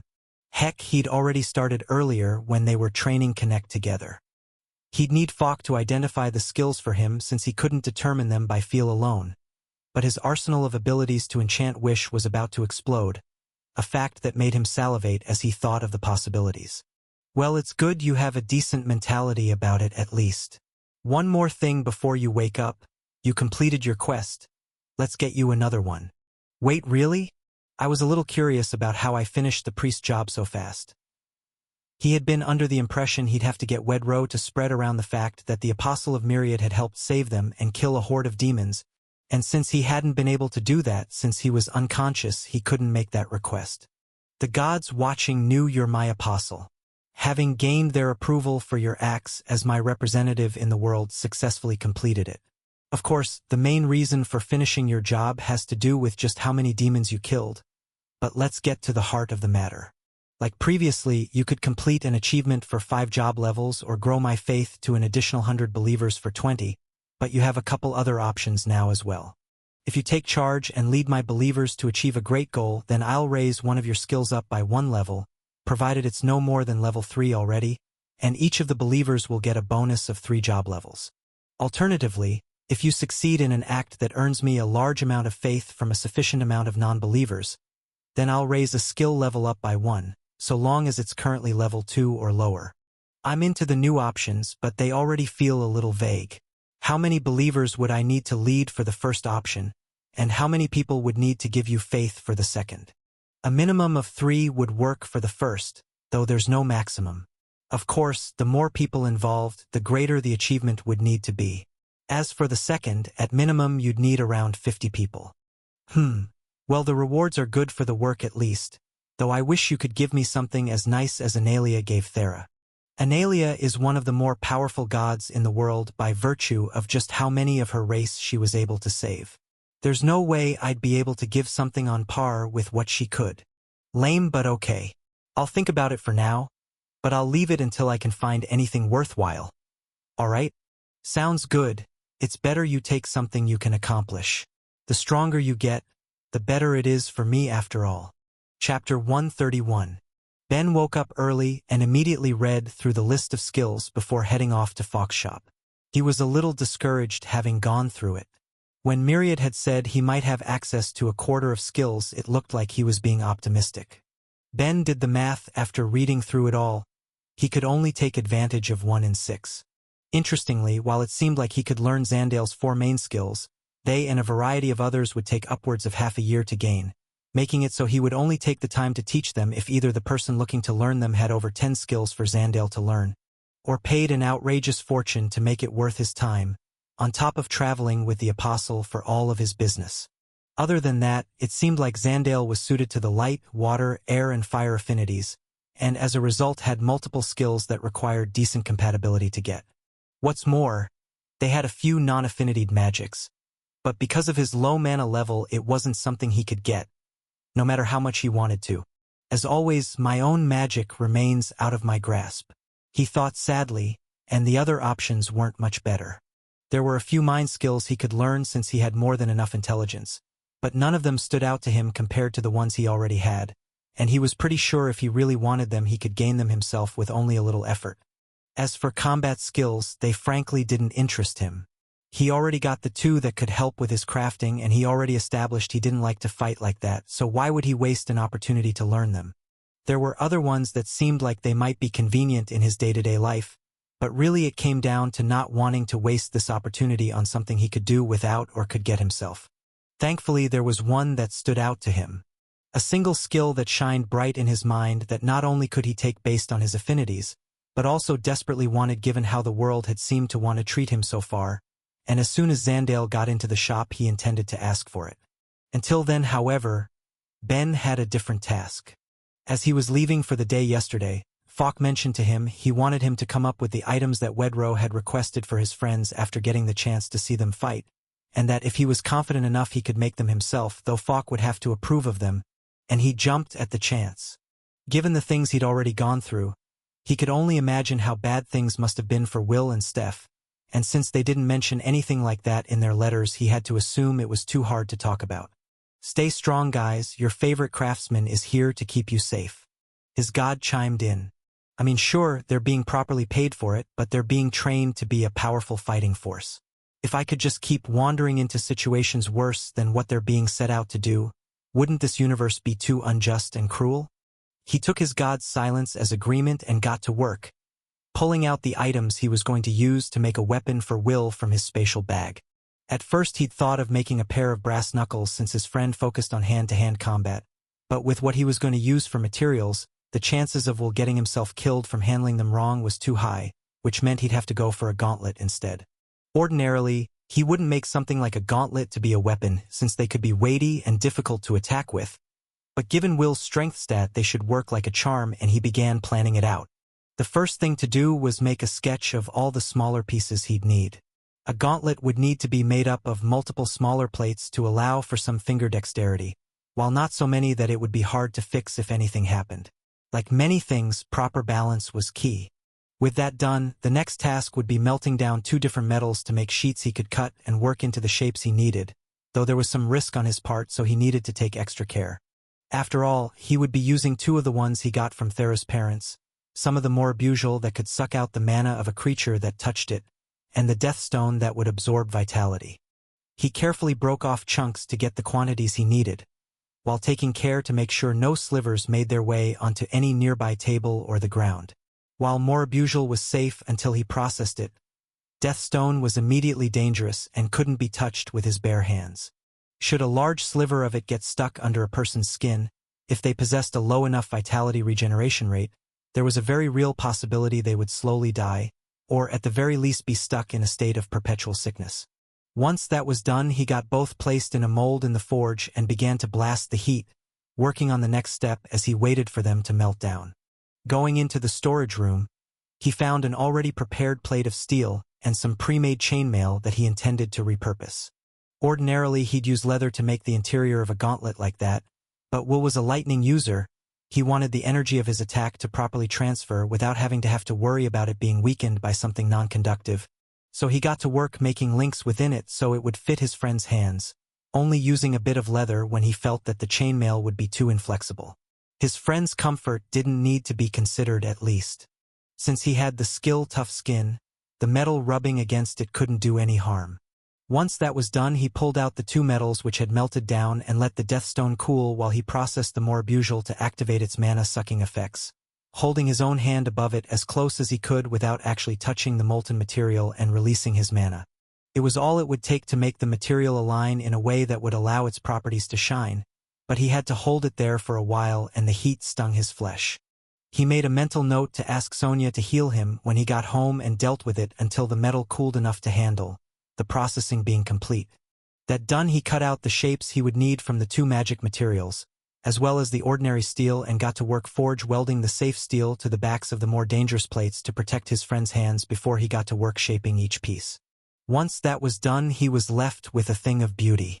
Two gauntlets where the hands and palms were covered in Morbusal and Deathstone plates, making any punch, choke, or slap exceptionally devastating for the enemy, and once he got Falk to put on the finishing touches, it would be devastating. The parts that covered the arms were safe only by necessity. Will would require some part he could safely hold to pull them on and off, but it wasn't a significant sacrifice. Oh hell yeah! Level 6 crafting baby! He cheered, thinking he was still alone. Congratulations, Zandale said, fixing him of that assumption. You must have made a particularly fine work. He turned to him embarrassed and found Falk there too. Ahem. Sorry about that. I was a little excited. Don't worry about that, boy. Let's see what pushed you over the edge. His teacher asked him, curiosity playing on his face. Ben placed them down so Falk could have a look, but made sure to give a proper warning. Just don't grab them by the hands. It won't be a pleasant experience. I can see that, he said with a low whistle. These are downright savage, I approve. Also, you made it to mid-rare. Oh heck yes. He thought he'd be getting to low-rare considering the materials he'd used, but getting to mid-rare was even better. It was a shame he didn't have a crafting job for it, but his skill itself would still get some good experience from it. So these were for your friend, I take it? They'd be good to send as is, but were you going to attach any enchantments to it? I was actually hoping I could get you to do that. I was thinking you could add the strongest drain spell you could to the Deathstone pieces to enhance its effects and attach it, so it would draw its power from any mana the Morbusal sucked out of his victims, as well as applying Harden and any other spells you think would enhance the longevity of the items. Well, I don't mind, but you've already done such good work. You sure you want me to finish it? Especially with your fancy new rings and everything. My friend is going to be using these to protect himself. I'd much rather have you handle the enchantments since you'll be able to do it so much better than me at my current level. He had also been harboring the suspicion for a while now that some of Falk's skill levels were higher than he'd been told. If he was wrong, it wouldn't make a difference, but if he was right, the gauntlets would get a significant boost, and there was no harm in taking that chance. Falk couldn't see the thoughts in the back of Ben's mind, but he accepted.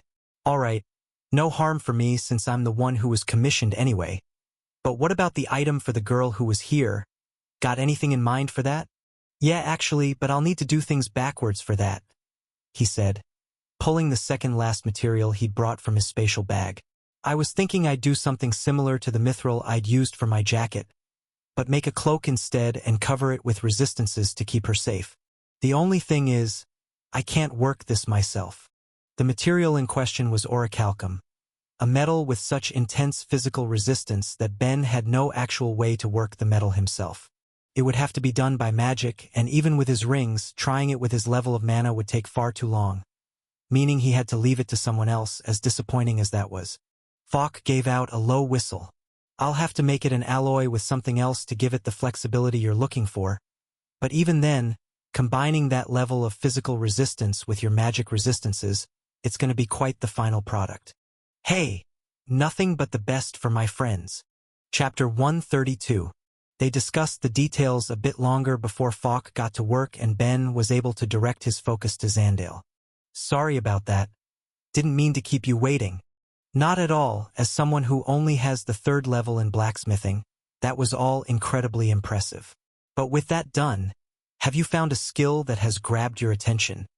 When Ben had been going through the book of skills, it had Zandale's level in each too, and Ben was sure his smithing had been lower but assumed it must have just not been updated recently. With so many skills to keep track of, nobody could be blamed if one or two slipped through the cracks. Besides, he had more important things to think about as a smile unconsciously formed across his face. I did. But you remember saying that if I had any other skills you didn't, I'd be able to learn more? You have another skill? Two others, actually. Hidden mind and complex mind. Technically he had four, but he wasn't sure an apostle would be happy to have the chance to learn sacrilege. And he was pretty sure you needed a demon organ transplant to get partial demonic body, so he left those two out. No need to risk scaring Zandale off because of them. Hearing this, the tentacled creature took out his card, from where Ben couldn't say, and started scrolling through the information on it, checking to verify that he didn't have those skills. "Oh my," he said in astonishment. "I think it's been around 3 years since I found someone with that many skills I didn't already possess.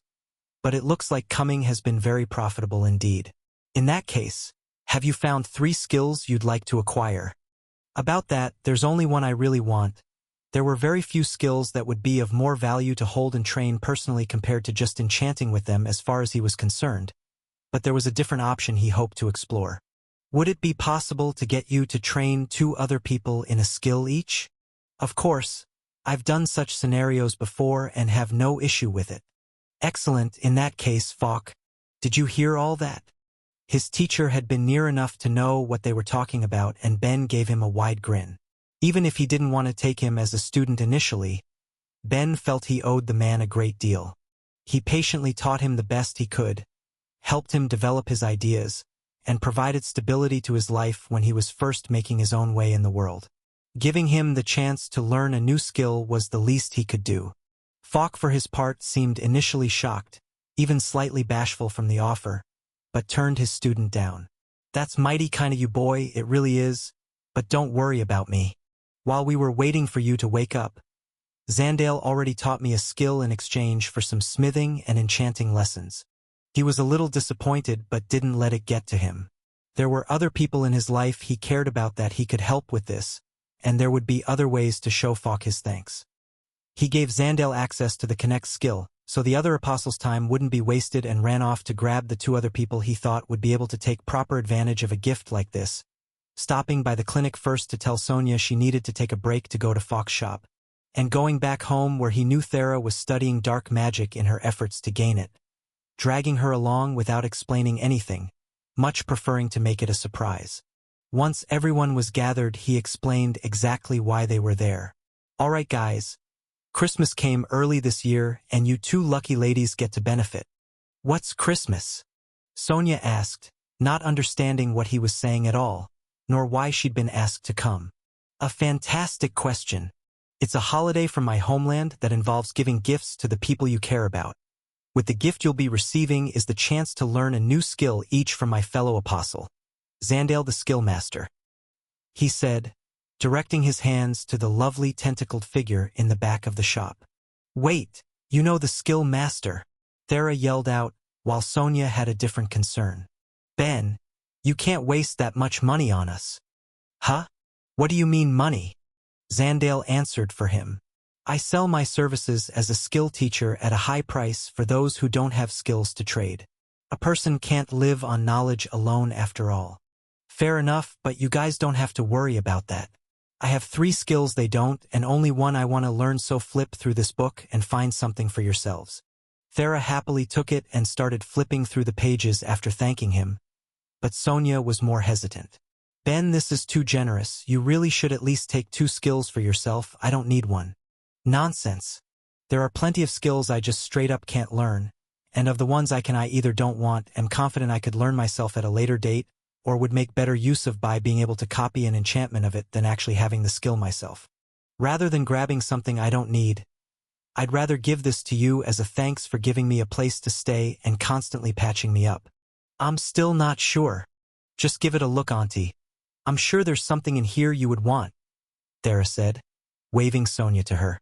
"There's so many options. I wouldn't be surprised if you could find something to help you at the town clinic as well." "Well, I guess it won't hurt to give it a look. Thank you, Ben." Of course, hope you pick something good. With that done, Zandale got to the main point with Ben. So what skill would you like? I'll transfer it to you right away and then we can focus on training it until you acquire it. I was hoping to get defense enhancement. He'd thought long and hard on it and was positive it was the one he wanted. But he felt Zandale's mood immediately change when he asked for that one in particular. Are you sure? You did read the explanation on how you'd need to acquire it, didn't you? I did. And luckily for me, I happen to have 2 life affinity mages here in case things get too bad. Defense enhancement was a passive skill that would increase his overall defense against damage, both physical and magic. Given some of the thorough beating he'd gotten to enjoy since coming to this world, the skill stood out to him as soon as he saw it on the page, and after reading through all the other options it would be an easy choice. His magic defense was already excellent thanks to his natural resistances, but improving them would still be great since it only weakened their effects, even if it was to a significant degree. As for physical defense, seeing as how he currently had none, any improvement would be appreciated. Of course, there were drawbacks to it. He would need to keep getting injured to raise its level, a situation he wanted to avoid, no matter how common it might be, but he already had a solution. He'd known for a while that eventually the quests he would get from Myriad would start letting him raise his skills up, at least a little bit, and even if they wouldn't be easy, this was the skill he intended to raise. His connect and crafting skills were already way above the limits for the quests currently offered, and for many of his other ones he was sure he'd be able to raise them himself, but he didn't watch to raise this one through his own efforts. What use was a shield that got better after the beating was done? Of course, beatings were also why Zandale seemed hesitant as Ben grabbed a couple sturdy wooden bars from the back storage. The skill needed to be used to be acquired after all, and even if he'd be able to get it extremely fast thanks to the help of the skill master, it was still going to hurt. He handed them over to Zandale and took hold of his tentacle, feeling the 3 skills the apostle wanted to acquire being copied over, while Ben had the defense enhancement skill placed within him, and wasting no time, Zandale began hitting. It sucked. A lot. He felt bruises start forming all over him with every hit, and wasn't sure if it was actually working but forced it to continue, waving off Thera and Sonia when they saw what was happening. At the same time, he did his best to ignore the pain so he could practice his other skills to help Zandale acquire them, using Hidden Mind on himself to try and block the pain he was feeling from crossing over in the connection and instructing Zandale to try and put Hidden Mind up between his first mind and the second that formed from copying over Complex Mind, keeping one set of thoughts hidden while the other conversed with Ben's own to train connect itself. Even if it just looked like Ben was receiving a one-sided beating, what was happening between them was very dense mentally. At least it was for a while before a certain blow got too painful. Ow, damn. Why did you just hit harder? I didn't. It looks like the copy of the skill ended. I'll reapply it. Give me a second first. It was good to know there was a noticeable difference at least, but his entire body ached and turned to his 2 friends with life magic for some help. Sonia rushed over. Concern painted across her face, but Thera stopped her. Auntie, it would be better to get the skill before you help him, so it doesn't go to waste. Oh, you found one? He asked, curiosity making it through the pain. Mana examination. It's appropriate for people with the light or life attribute, and can make their healing magics more effective, she said, looking to Zandale, who reached out and placed the skill on her before she got to work healing his battered body.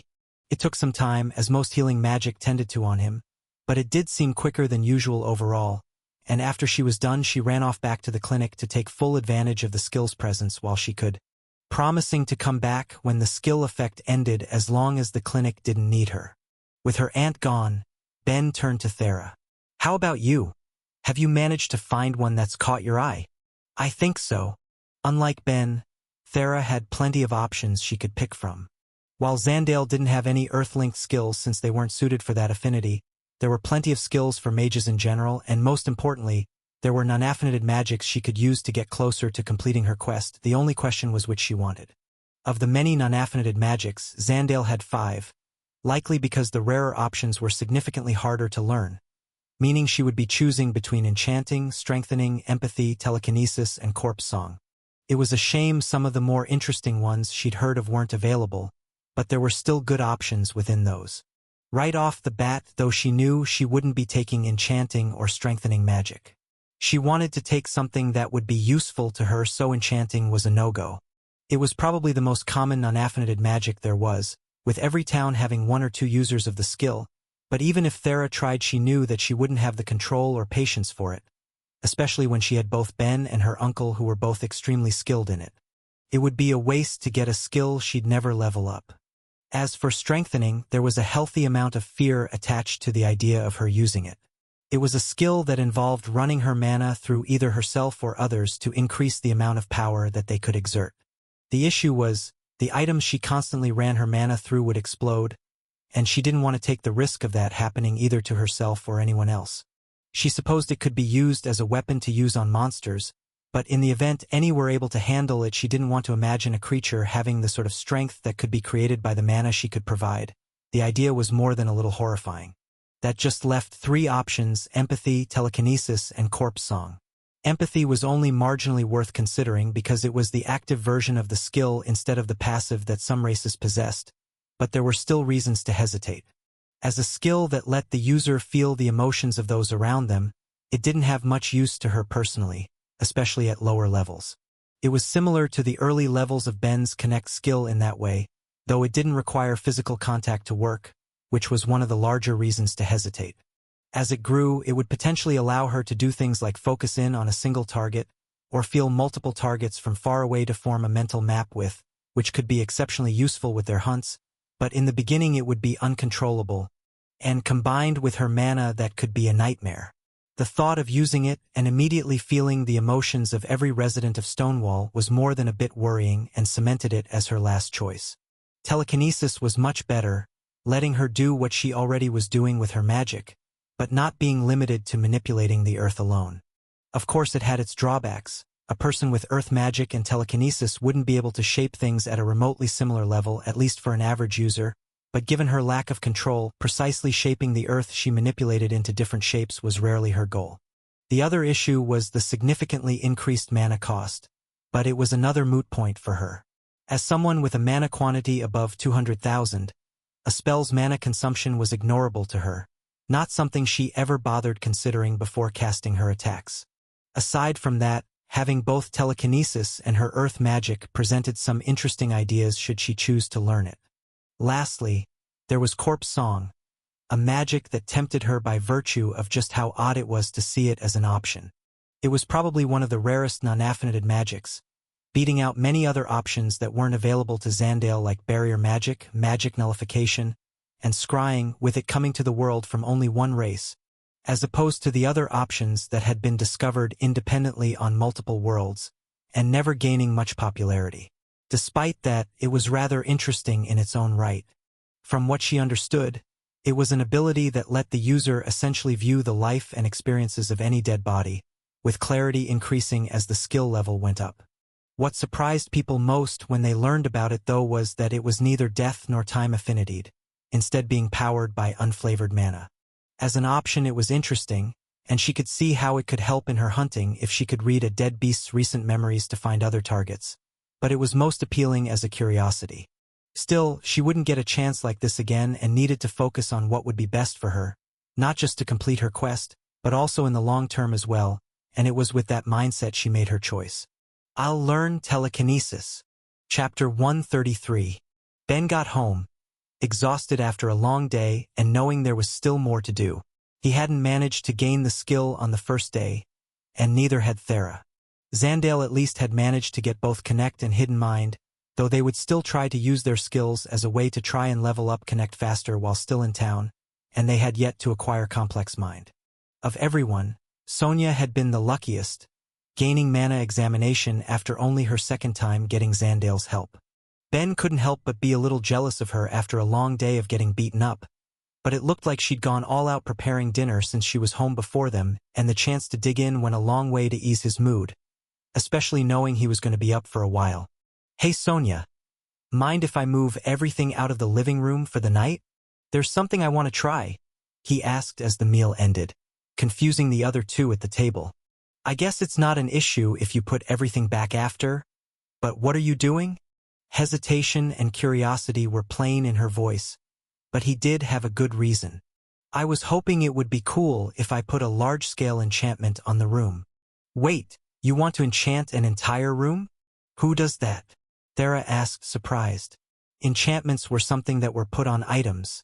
The idea of putting one on an entire room was ridiculous. Aside from the level of patience it would take to do, there was also the whole issue of powering it.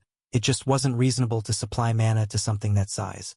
Sonia seemed mildly worried but held enough trust in Ben that she accepted it. I suppose that would be all right, but what were you hoping to accomplish doing something like that? One part is to get a couple levels on my new job. As for the other, well, it's a bit of a surprise, but trust me, if it works then the payoff's going to be great. The answer filled neither of the women with confidence, but considering how much he'd done for them today, they gave him their trust as he emptied the living room of all of its furniture and got to work. The idea had come to him when he'd quickly thrown together a resistance amulet for Zandale so he could touch Thera to transfer the skill over. It started as a question, really, what would happen if the enchantment for it was placed on an entire room? The answer to which was nothing really. Anyone within would be safe from the passive effects from any charm leaking in from the outside, but sufficiently thick and sturdy walls were able to block it to an extent anyway. Thera's was powerful enough to create issues despite that, but Falk had apparently reinforced the outer walls of the house when she'd moved in, just to be safe. Still, that meant an enchantment of that size wouldn't actually help anyone in the room if the charm user was there as well. But what if it could? The enchantments on the amulets were set up in a way that they covered the user, but what if they were made to fill a given space instead? Would it have any effect? It was worth a try at least, and he wanted to see how far he could take the idea, so he got to work. Having 3 minds at his disposal capable of enchanting in tandem had the potential to make the entire task significantly quicker than it otherwise would, but as per usual when he tried something big, he was limited by his low mana. At least he could finally train it a bit more efficiently thanks to having a job that gave it a bonus, but it would still be a while before he made it into the lower end of what was considered average. All he could do for now was construct the enchantment slowly and let the hours pass. He let himself get lost in the work, planning the most optimal locations to lay his enchantment and weaving them to reduce the overall mana cost as much as he could to ensure he could get the most out of how he intended to power it. It was still more efficient than when he'd created the one for Thera's arm brace at least. By having 2 minds dedicated to enchantment construction and one focused on regulating the mana cost, he was able to increase the speed by quite a bit. That didn't change that it was going to take all night to finish, but it did mean he wouldn't be late to the shop at least. He worked away patiently, in hindsight regretting that he started with the largest of rooms in the house, but eventually it was done. He looked to his card and smiled. He'd thought he might get a level up to enchanting after all this, but getting focus was a nice bonus too, not to mention all of the job experience that went towards enchanting. Even better was the fact that this meant all of his blessed skills as well as connect had reached the level where most people stopped raising them up. It was hard to keep putting in unending effort after all, and each level required more than the last, but he had no intention to settle there. Especially when considering how easy his next few jobs would be for him. He was far above the skill level one would typically take enchanter at, so the job experience would come faster and easier, and the same was true of the 2 crafting path jobs he would need to take if he wanted to unlock high crafting. There were a few others out that were available to him now or would be in the near future that he was curious about too, but he was getting ahead of himself and got back to finishing up the final bits of the task at hand. Grabbing his bag, he pulled out an item he'd made ahead of time at the shop. It was about the size of a pack of playing cards, and he marveled at how little he needed to power an enchantment like this. It was such a simple thing, a small block of rainbow mana crystal that was set in some process more usual to extract the mana contained within, as well as a small plate of it across the front to do the opposite, pulling mana into the crystal at a quicker rate to ensure it didn't run out. The entire setup may have been overkill, but he didn't want to take his chances considering how bad it could be if they trusted the enchantment and failed, and he attached it to a section of the wall he was confident no one would accidentally touch, placing the power source at the start and end of the enchantment. All done? Sonia asked as she walked into the room after waking up. Yep. I'd say it was quite productive. So are you ready to say what you were trying to do? Sure I guess, he said after a bit of thought. I won't be able to test it until later when Thera's up, but I wanted to see if I could neutralize her charm in a given space by inverting the enchantment on a resistance amulet. Won't know if it worked until she's up though. Her eyes widened slightly upon hearing just what he'd been attempting, and she let out a small chuckle. This in helping her get a new magic skill. You're really going all out for her first birthday as her fiancé, aren't you? Wait, her what? He asked, thinking he misheard her. Did she not tell you it was soon? For that matter, do your people celebrate such things? She didn't and we do. How far off is hers? It's a week from today, but you don't need to worry too much. You've done plenty. Of course I need to worry. Do you have anything planned for it? He couldn't believe he was just hearing about it now, and with such little time to prepare. He wasn't sure how succubi celebrated such things, but he wanted to do something for her if that was the case. We don't have too much planned. I've bought a few books to gift her and I believe Falk has something for her too. But you know how things are. This will be the first year she has a friend to spend it with too. I thought she might mention it herself, but it looks like that might have been too much to hope for, Sonia said, regretting not bringing it up sooner. No, I was injured for a while, so even if she wanted to she probably didn't have the chance. He bemoaned, cursing the timing of everything. I'll think of something to do for her and get your advice on it later. Another thing on his ever-growing list of stuff to do, but this just shot straight to the top. Chapter 134. Thera's Perspective. Thera sat in the training grounds, staff outstretched as she focused on using the skill placed on her.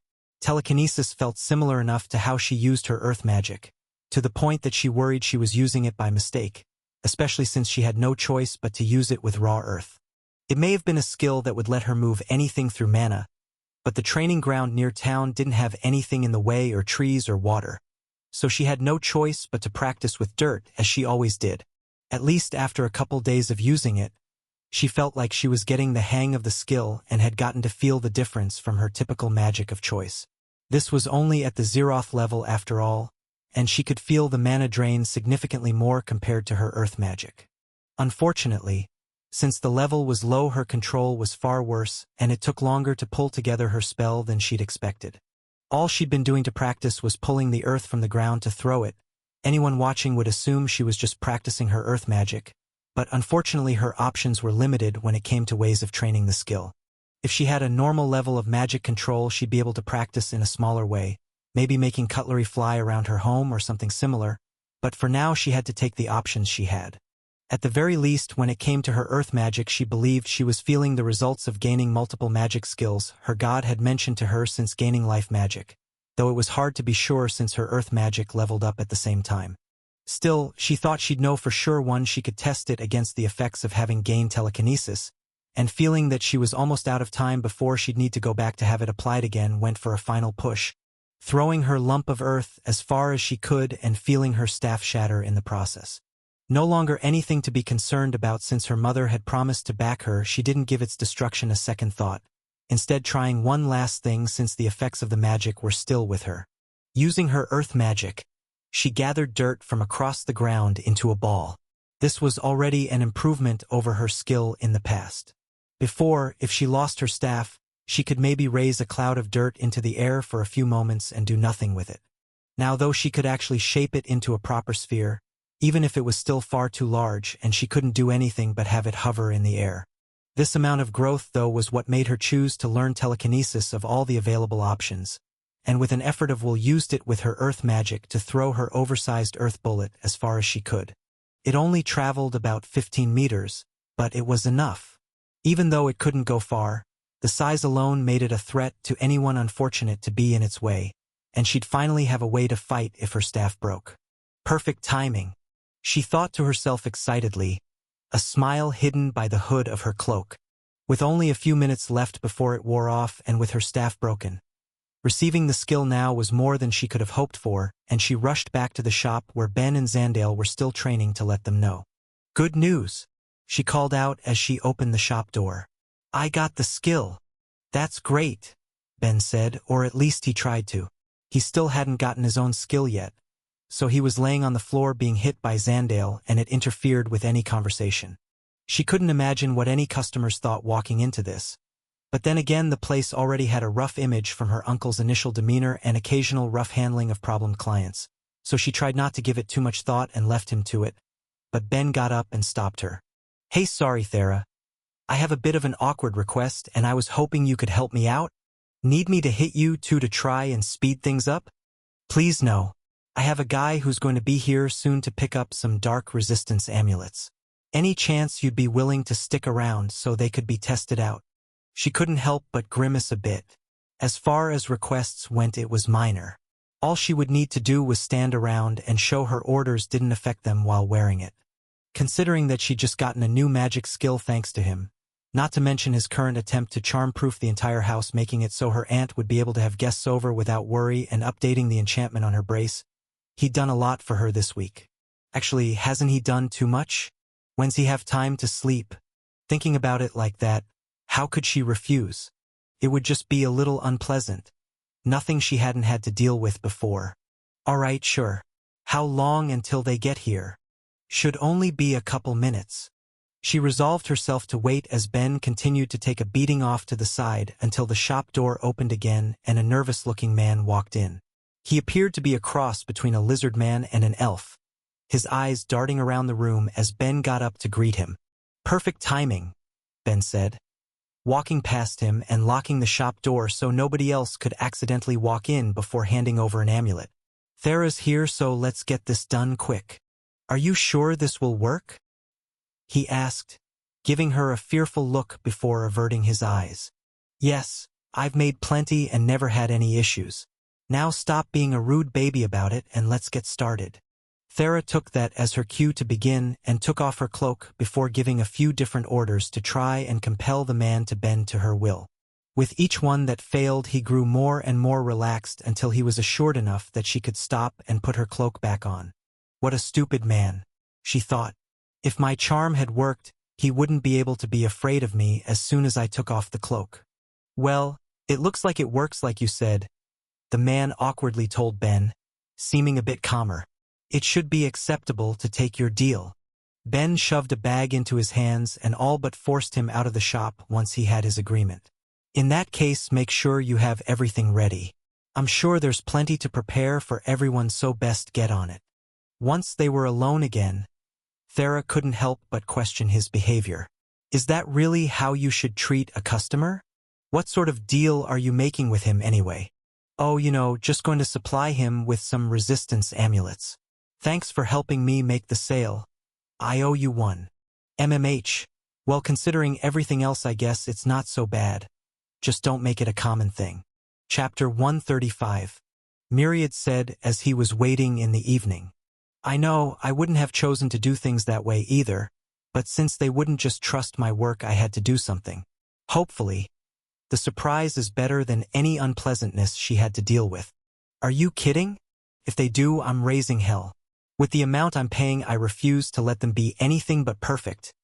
He was already in a bad mood from a few days of beatings with no success at gaining the defense enhancement skill.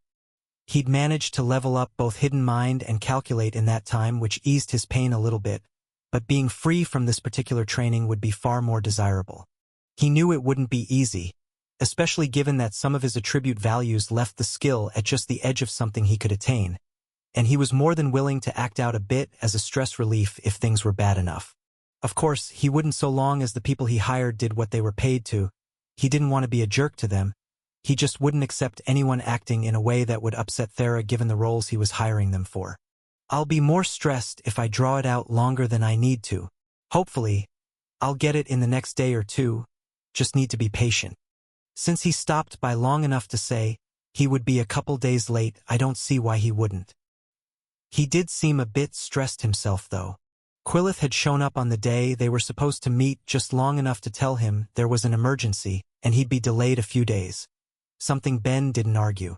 From what his god had heard when listening in on them before, it sounded like he had some significant problems on his own world. With that in mind, a delay in him learning how plumbing worked wasn't something he'd hold against the little alien, even if he wanted the distraction. Still, to keep himself from dwelling on the past few days, he chatted with Myriad as he waited to distract himself. Asking some questions related to parts of his god's blueprints, he was struggling with understanding while he'd visit Myriad's realm, as well as get updated on how the various other believers were doing, spitballing ideas between the two on how to increase the faith as a whole. As they drew blank after blank on that particular topic, Quillith finally revealed himself. "My apologies about the delay," he said as he arrived, looking completely indifferent to being there. "It's no worries. I've been out of commission long enough that it only really feels like a week since I've seen you anyway. Indeed, my superiors were curious about whether we'd be free of doing your research for you earlier than expected given the severity of your injuries. Universes with mana equivalents can allow for more interesting potential than they first appear, especially when it comes to something like the adaptation of specialized organs to a foreign body. Seeing its success has given us much to consider. You know, it's not like I didn't already think I was being watched by you guys. But between interdimensional aliens and gods staring down on me, I need a tinfoil hat or something. It can't be helped that this world and its summoned would receive a lot of attention," the Grey said with a shrug. "We've spent almost a millennia peering into other universes, and of the small fraction that allow for the existence of life, this is the first we've seen that is able to interact with other realities to a greater extent than our own. To pull in 200 people from 10 different universes is a feat we couldn't replicate with nearly 1,000 years of experience on the subject. I'm not going to argue it doesn't sound impressive, but it was just our souls pulled over. I don't get the impression they're huge or unwieldy." "Don't underestimate the weight of a soul," he warned, sounding surprisingly serious before getting to the matter at hand. "Of course, we aren't here to discuss theology, no matter how relevant it may be to you personally. As I warned, our information regarding weapon and communication technology for this world is still developing, but I got you what you wanted to know as far as plumbing goes. Hope you're ready to be up for a while and take some notes. This is going to be a lot."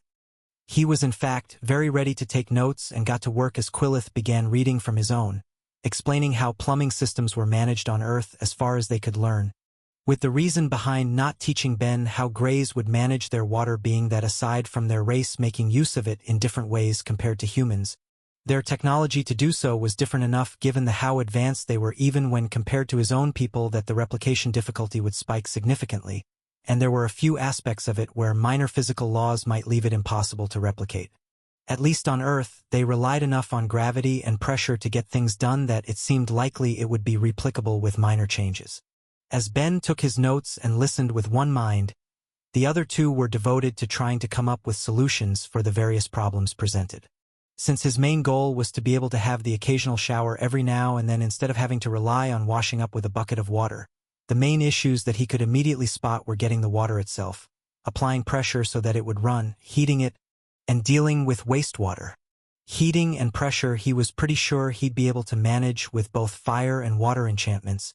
The main thing would be to design them in a way that the intensity of both could be controlled to match the user's preferences and to ensure they had an external power source so nobody would run the risk of suffering mana exhaustion and drowning in a shallow puddle. The other two were a bit harder to figure out. Since Stonewall wasn't a modern city like from his world, it wasn't like water was pumped in from anywhere. There were multiple large wells around the town could draw from if need be, and many people had a magic tool that could draw water from the air. So long as the users made sure to fill it with mana in both the morning and evening, they could have a steady supply at home.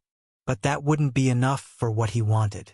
There was always the option of drilling down into the ground to access the same water as the wells, but that wasn't exactly an easy thing to manage, and it also related to the final problem. What exactly would he do with the wastewater?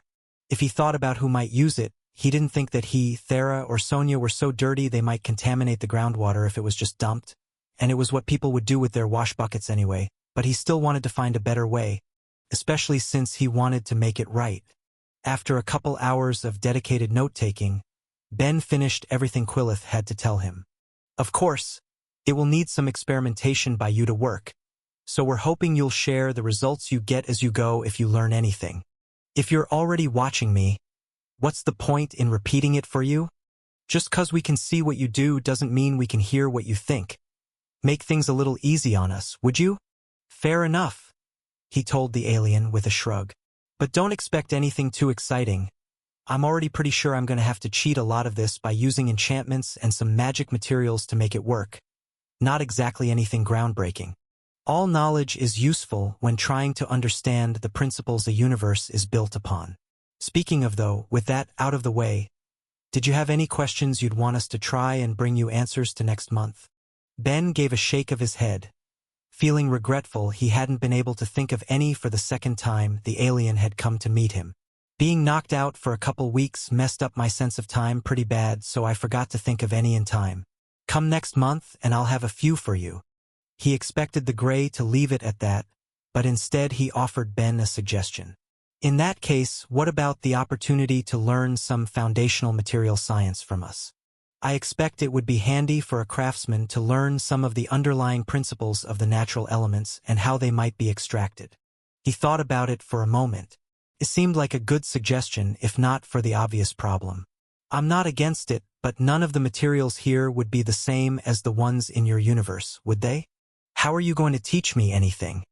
Well, for one, these are basic experiments we're having various nations testing to figure out so we can instruct you on the results, but also a large part of what I was thinking of teaching you was the principles on how to go about discovering the information yourself. The fact that we don't have a complete list of the physical elements that make up the world, as well as their properties and how they relate to each other, is an inconvenience we want solved.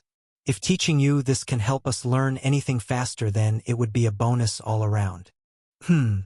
Well, I'm not sure if I'd end up doing any basic research like that, but sure, I don't have any issue learning that sort of stuff, and it sounds like it could end up being handy. I'll take your offer and see you in a month. Sounds good, the alien said, standing there as if waiting for something else, a fact Ben chose to ignore. Anyway, I need to get some sleep for the few hours I can. Don't stress if you have anything that makes you a little late, and I'll see you in a month. With that, Ben got in bed and turned his small lamp off to send the point home, making Quillith leave soon after. Maybe, but if he wants to say something he can come out and say it. I feel like if I ask I'll just get dragged into whatever problems he has. No, and I'm not going to. As flattering as it is that they think I might eventually have the potential to help them if my skills grow more and are dealing with my requests to sweeten the deal, I'm already worried about One World's future. I don't want to bother with a second. Chapter 136. Thera's Perspective. Thera sat down in her living room, focusing intensely on the mana within herself. As annoying as it was to have dealt with her aunt a week ago, she couldn't deny that for once Vividus had been useful to her. Neither she nor Funa had considered that she'd never experienced dark mana in its natural state. But now that she had, she was aware of the subtle differences between it and the charmed dark mana within her. Funa had told her that she would either need to stop her mana from being charmed before it could be or to remove it after, but given what Vividus explained, stopping it from being charmed might not even be possible currently. If the mana was being charmed within her soul, she didn't know how to interact with it at that point without doing something crazy like getting the help of the soul mage. But that was all but impossible, meaning she'd have to focus on removing the charm when it left her soul. That at least meant she wouldn't be wasting her time trying both options and hoping one would work anymore. But it still wasn't an easy feat. The little help she had was that now she could feel the subtle difference from how her mana was compared to how it should be, and with as much focus as she could muster she worked on removing her charm from it. She'd had her first success a few days prior, but she hadn't been able to remove enough to hope to do anything with it, and before she knew it she'd lost it, feeling it disperse amongst all of the other mana flowing from her. Disappointing as it felt, nonetheless it was still major progress. Every day since then she'd done a little more, gotten a little better, and today she wouldn't stop until she was able to achieve a spell. She felt her dark mana gather, little by little as she devoted herself to her task, not letting a bit of it get lost in the chaos that was her charmed mana. It was slow, tedious, and mentally exhausting. She felt sweat form on her brow as all of her mental energy was spent trying to achieve her goal, but she was getting there. It was hard to tell how much time had passed. She knew she wasn't quick at this from her previous attempts, but she was able to gather more pure dark mana during any other time, and she was straining to keep it in one place within herself. If she didn't succeed now, she never would, so she pressed on and tried to form a spell. She went with what Funa had suggested all those months ago and devoted herself to creating Darkness Fog, doing her best to assign the characteristics of the spell to the mana, not letting it leave her control until every aspect of it was perfect, and when she could hold on no longer, released the spell. All at once, light vanished from the room, as if it was a moonless night that not even the brightest of fires could illuminate. If anyone had been with her, they might have feared they'd suddenly gone blind. their eyes failing them without reason and trapping them in an eternal darkness. But Thera could only feel elated, and all the more so for the notifications going off in her head. It would be impossible for her to suppress the smile stretched across her face hearing that. She'd done it. She'd completed the quest she'd gained through the kindness of her god. And now it was time to claim her reward. She clasped her hands in prayer and spoke aloud. I humbly request a level to my earth magic. Her eyes opened wide in shock. She knew that some of the most significant gains in job experience could come from leveling up job-specific skills, but she hadn't thought she'd been close enough for this to push her over the edge, especially so quickly after gaining her last job. Then again, she hadn't checked her card in a while to see any changes that had occurred. Since her last job, she had been practicing her magic during her hunts, and thanks to her level-ups in her skills and Ben making better and better staves, she was able to regularly use more spells at a greater complexity than she ever had before. Not to mention what was sure to be massive gains from killing the invader back then, this reward was just as much a bonus as actually completing her quest. The darkness that filled the house was beginning to clear up, so she wasted no time throwing on her cloak and rushing to the guild. It was never good to wait on these things, especially when putting it off meant potentially missing out on valuable experience. She made it through the guild without any problems, though was a little disappointed to learn Ankh had the day off and couldn't chat. So she made her way to the job room, placing her hands on the crystal within and letting the options fill her mind. Available jobs: Queen of Mana, Musician, Professional Dancer, Bard, Darkness Mage Charm Specialized, True Mage, Life Mage, Healer, Telekinetic Mage, Dark Mage, a High Earth Mage. Seeing just how many mage jobs she had available to her left her giddy. How could she not be? Since she had already completed the apprentice path, all of her magics would be getting a bonus already, which meant she could access the main mage-type jobs for each of her skills. It meant that even if she were to ever run out of options on the Earth Mage path, she would have other areas she could focus on magic-wise, and it would still help her control as a whole. She looked over each new option and weighed them carefully. She had expected most of them to be there, though Healer came as a surprise. From what she knew, it was a job that showed up after one had enough knowledge of medicine as a whole, something she did not possess but assumed it must have been an option for her as a result of having both life magic and her knowledge skill. She wouldn't be taking it this time or even next, but it was worth considering in the further future.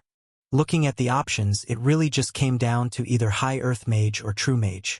High Earth Mage was straightforward enough. It was a continuation of the Earth Mage job path, one that would focus on providing benefits to that magic alone. It should have been the obvious choice for her. She'd only wanted to work on that magic for the longest time. Everything else was just to aid her in growing it. But that was the issue. Growing her other magics would make Earth magic easier to use as well, which meant she had to at least consider True Mage. It was a mage path that would grant bonuses to all of a person's magic skills, in her case for better or for worse. While anyone else who practiced multiple mage skills would take it without thought, she had to consider the fact that it would provide bonuses to her charm magic as well. She was already getting bonuses to it from when she'd taken the apprentice mage job, and as Funa had warned her, increases to her dark magic as a whole could also increase her level of charm if she kept at it. It probably meant she couldn't take dark mage either in the future if she wanted to avoid that, and right now she had probably already gained experience to the skill by gaining dark magic. Did she want to risk making it worse by getting even more bonuses to it? To take the chance to try and grow her magics as a whole, or to focus in on the one she cared about most? That was the question. Still, there was no reward without some risk, so she decided to take one just this once. Name: Thera Oris. Race: Succubus/Spirit Hybrid. Titles: Spirit Child. Jobs: True Mage LV0. Previous jobs: Beginner Dancer, Dancer, Apprentice Mage, Earth Mage. Attributes: a Vitality 1003. A Vitality Recovery Rate 10 per hour. Mana 255,639. Mana Recovery Rate 30 per minute. Strength 105. Agility 333. Stamina 264. Intelligence 243. Affinities: a Light 4. Life 22. Fire 11. Water 14. Air 12. Earth 103. Death 3. Dark 43. Space 2. Time 1. Resistances. A light 5. Life 9. Fire 11. Water 16. Air 12. Earth 35. Death 13. Dark 42. Space 7. Time 8. Blessed skills. Earth Magic LV5. Charm Magic LV1. Passive skills. World Speak Plus. Coordination LV3. Medical Knowledge LV1. A Bind. Active skills. Calculate LV1. Dance LV4. String Instrument LV3. Woodwind Instrument LV2. Cleaning LV1. Staff Wielder LV0. Meditation LV2. Speed Reading LV2. Life Magic LV0. Telekinesis LV0. Dark Magic LV0. Blessings. Anilia's Blessing. Trials. Trial of Analia and Talona. New job selected. She let herself breathe a small sigh of relief. A part of her had worried that upon taking the job her charm would level up immediately, something that had the power to instantly destroy her mood if it ever occurred. Despite any immediate negative consequences to her choice, though, she was a little disappointed that no skill came with the job change. She knew that sort of thing only happened occasionally, but she couldn't help but hope one day something like magic control might fall into her lap, if only she were lucky enough for such a skill to exist, but really any new one would be nice. Still, she had gotten what she'd come for and nothing disastrous had happened. With so much occurring throughout the day, she figured it would be nice to treat herself by putting a pause on all of her practice to sit down with a book and relax, especially given what day it was for her. You can't be serious. When she had gotten home, she'd thought she'd get to relax for a bit until dinner while everyone was out. But Ben was home early and laying on the ground, looking like he'd been beaten half to death. "Hey Thera, I wasn't expecting you to be out. Mind fixing me up?" he asked, sounding surprisingly upbeat considering his poor condition. Every day that he'd been working on getting the skill, he'd asked her to heal him for her own training, with Sonia correcting whatever side effects her overwhelming mana caused after the fact. "You sure you don't want to wait until Sonia gets home? If I feel too off, I'll just go to the clinic after, but I'm sure you'll be able to manage without it being too bad. You did keep me alive before without any issues, right? I kept you alive long enough for Steph to heal the disaster my magic made of your body. Maybe have a little less trust in me. Hey, you need someone to practice on, right? Besides, if you don't improve then I won't get the benefit next time something tries to eat me. The last one didn't try to eat you," she said as she placed her hands on his bruises, letting her mana flow through him as she got to work. "We don't know that for sure. You stopped it first.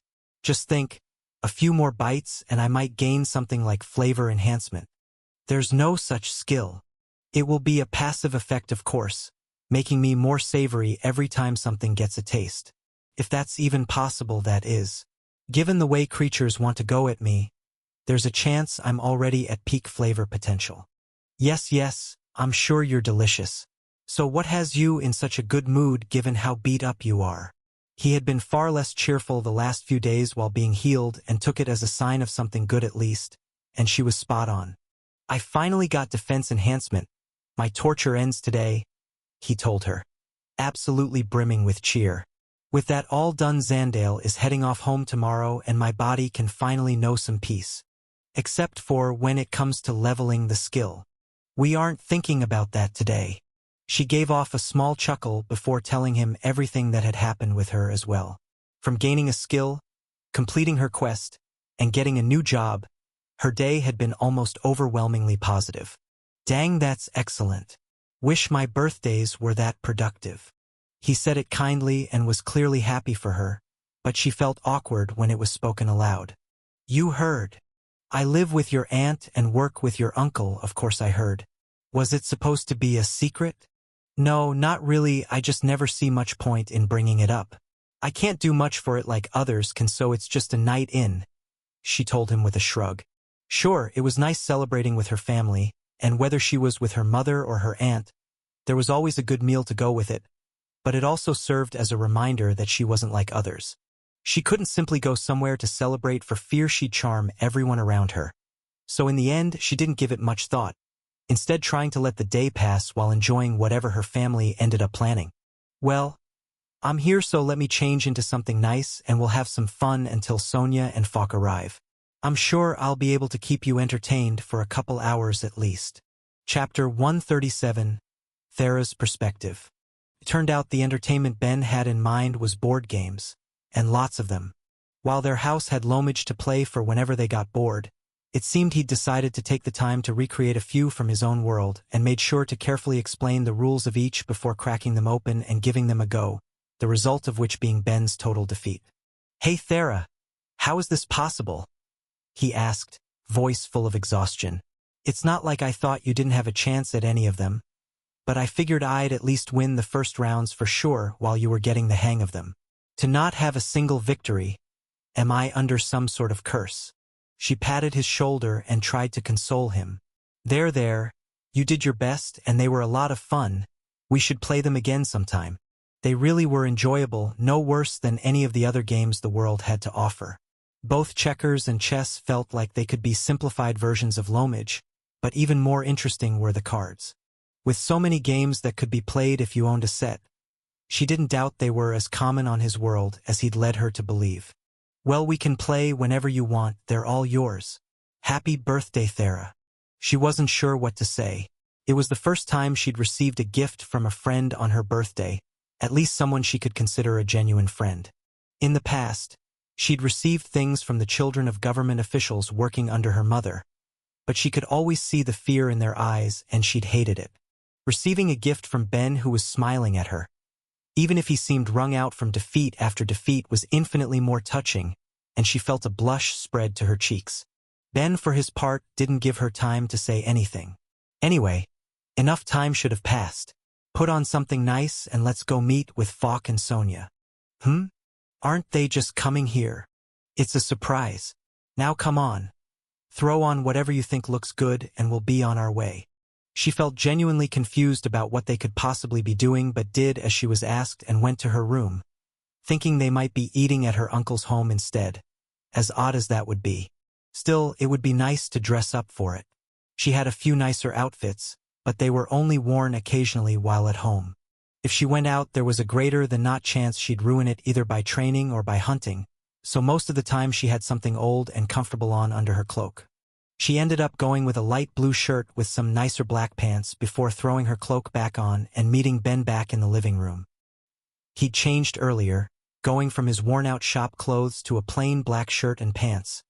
But it was a nice look and he quickly dragged her out of the house. She hadn't realized just how dark it had gotten after she'd worked on treating Ben's bruises and playing a few hours of games. But it was clear the sun would set soon, and she just hoped Sonia and Falk wouldn't have been waiting long. The only issue was she had no clue where they were going. Her uncle's house was in the other direction and that was her only guess. With all of her questioning being fruitless, Ben just kept brushing her off. Seeing no use in that, she tried to just enjoy the evening stroll through the town. Almost all of the shops were closed by this point and the streets were peaceful and quiet as dusk began to fall. They spoke about their plans for the next week and where they thought they might hunt next. Ben asked for menu suggestions while she was hoping some traveling merchants that were due to come through would have some new books available. It was nice to just walk around and chat with someone she cared about. It felt normal, and before she knew it, Ben came to a stop. "All right, here we are." She had stopped paying attention to where they had been going eventually, but looking up found themselves in front of one of the few restaurants the town had, and the nicest one at that. "If we're grabbing takeout, I think they close around this time," she told him, thinking about how good the food was the few times her aunt brought some home for them. Ben just gave out a small laugh. Something like that, "Come on, let's go in."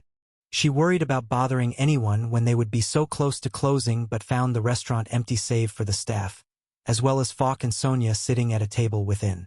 "Ben, what's going on?" He didn't answer, instead walking her to the table and pulling a chair for her. "Here, take a seat. I'll take your cloak."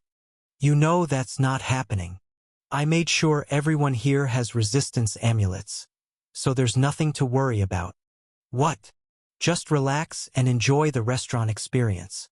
She looked to her aunt and uncle who nodded at what Ben was saying and after a bit of hesitation did as she was asked. There was no change in the staff as she looked around, so she let herself relax a bit before turning to everyone around her. "All right, what's going on?" "Celebratin' your birthday, of course," her uncle answered. "Okay, but why here?" "It was Ben's idea," Sonia said, turning to Ben and expecting him to go on. "It's nothing crazy. You said you liked the food here before, so I just figured you might like the chance to try out eating at the actual restaurant and enjoy it fresh. Anyway, we rented the place for a few hours, so don't worry about it, and let me know what's good on the menu." "Wait. Renting out an entire restaurant isn't nothing," she yelled, ignoring Ben's request. "This is nice, it really is, but you guys shouldn't spend so much." "Well, Falk and I didn't actually contribute to this at all," Sonia told her. Ben just panicked a bit when he found out he only had a week to figure out what to do for your birthday.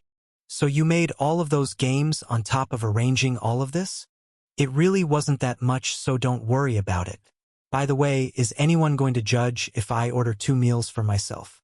Everything here sounds great, so I can't decide. You know, you could just ask to try some of ours instead of stuffing yourself," her uncle told him with a sigh. "Oh, I fully plan on grabbing some bites of whatever you all order too. I'll go last so my orders don't double up at all." "I can't believe this," Thera muttered to herself as she looked over the menu. It was kind and sweet and altogether too much. Even if it had to be done once the restaurant was supposed to be closed. Wasn't this the sort of outing she'd long stopped hoping to have for her birthday? Just a day of normalcy that anyone else could enjoy, going out and celebrating with the people she cared about. Now that she was here, what was she supposed to do? As Ben and her uncle kept talking about food, her aunt took her hand and lightly leaned in to whisper for her. "Just relax and have fun. This is your day after all." She took a breath. Her aunt was right. Not many days like this would come. She needed to enjoy it while it was here. Chapter 138. It had been about 1.5 months since Thera's birthday and Ben was laying in bed, wide-eyed despite the time of night and struggling with a question. How to train the areas he was falling behind the most in. Ignoring agility since he had no bonuses to it, he wanted to train his mana and vitality attributes more. Both could be improved by spending either mana or life force, but any way he could think to go about it wasn't desirable. Mana didn't seem like it should be too bad given that his recovery rate was so high, but he would spend all day working on different enchantments when he wasn't focusing on his crafting, and even if he put his all into powering them, he hadn't seen much benefit. As for vitality, he'd gotten to enjoy some pretty severe beatings in order to get a skill that would hopefully help him keep more of it in a fight, but it was no substitute for a bigger vitality pool as a whole. The only issue with training that was he'd need to lose vitality regularly in order to improve his growth, and he wasn't big on the idea of frequent beatings to make it happen. So what could he do? Ideas swam around his head and only one stood out as being exceptionally terrible, while at the same time being the most viable if he didn't want it to take time out of his more important training, time that went towards what he would consider his core skills. "Damn it, this is going to suck," he thought to himself as he quietly got up and dressed before making his way to the shop. When he got to the shop, he started heating up the forge before he removed a few materials he was going to need from his bag, namely Deathstone and Morabusel. 2 materials that once went into a weapon that his teacher described as savage would be going into a tool he'd be making to try and train himself. He was pretty sure there was some irony there, but he wasn't sure if he could see it at the moment as the thought of what a crazy idea this was filled his mind. Still, he pressed on. He had a bit of processed Morabusel left from making Will's gauntlet and cut a square centimeter of it, placing it on the table with his hand on top of it for a few seconds while looking at his card to determine the rate of mana loss. Even that small amount was far more than he needed as he saw the numbers drop on his card, and he kept shaving it down, taking care that none of the slivers got away from him, until the value on his status didn't change. From there, things took a turn for the truly dangerous as he repeated with the Deathstone. He was even more cautious with that metal than the last, knowing it would be a dumb way for someone to find his body in the morning if all of his vitality had been sucked out from mishandling it, and he was sure his god would be screaming at him if Myriad had been watching, but he tried to ignore both of those facts and instead focused on figuring out how the stone's volume affected its vitality absorption rate. Once that was done and he got a piece big enough to do its job without killing him, he got to work. He heated up a small strip of steel and shaped it so it would be just slightly too large to fit on his pinky finger, all the while melting down the few slivers of the other metals he'd gathered. He carefully coated the inside of the ring with the particularly dangerous alloy and watched it from the side as it cooled before cleaning up his mess, taking extra care to ensure he didn't lose track of anything that might be a danger to his teacher, or worse, a customer, before he carefully picked up his creation by the safe outer rim and looked at it admiringly. If I made it so this couldn't be taken off for as long as it was able to suck vitality, I'm pretty sure this would qualify as a cursed tool. But this small item wasn't something he ever intended to use on anyone else. No, he'd be putting it on himself, and forgetting the small bit of hesitation he was feeling slid it onto his pinky finger. He was immediately aware of its presence. Unlike the numerous other rings on his hands, this one had a notably unpleasant feeling to it, and he didn't doubt for a moment that it came from the slow draw of his internal energies. He was taking his life into his hands doing something stupid like this, so he had to be sure it worked.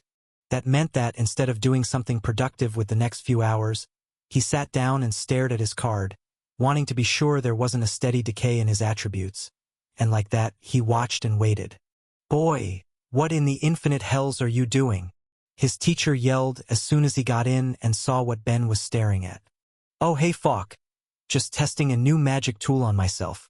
Since it would be a bit dangerous if I didn't make it right, I figured I should observe it for a little bit to be on the safe side, but my attribute decay is slightly less than my regen rate, so I should be fine." The Yeti could only shake his head. "What, you making torture tools now?" "No, I just figured that since I have bonuses to my vitality and mana, I should make something that would let me train them a bit.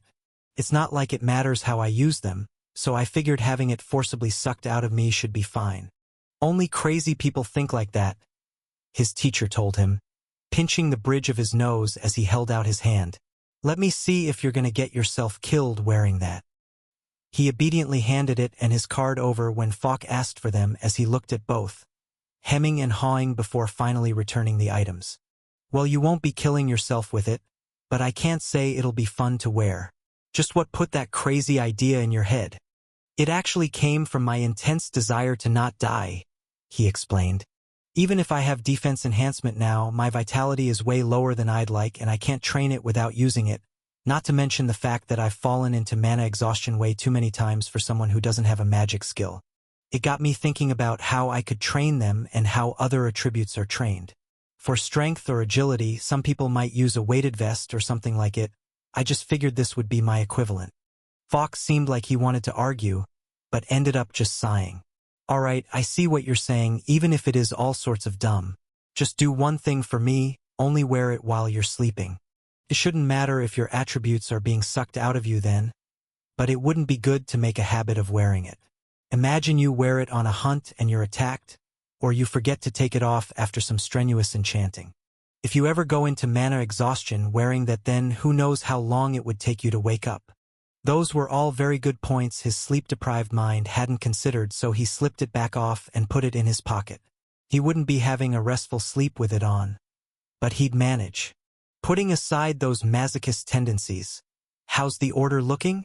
A few days before, a customer had come in looking to have a spear and shield made to match his specific size requirements, and the job went to Ben.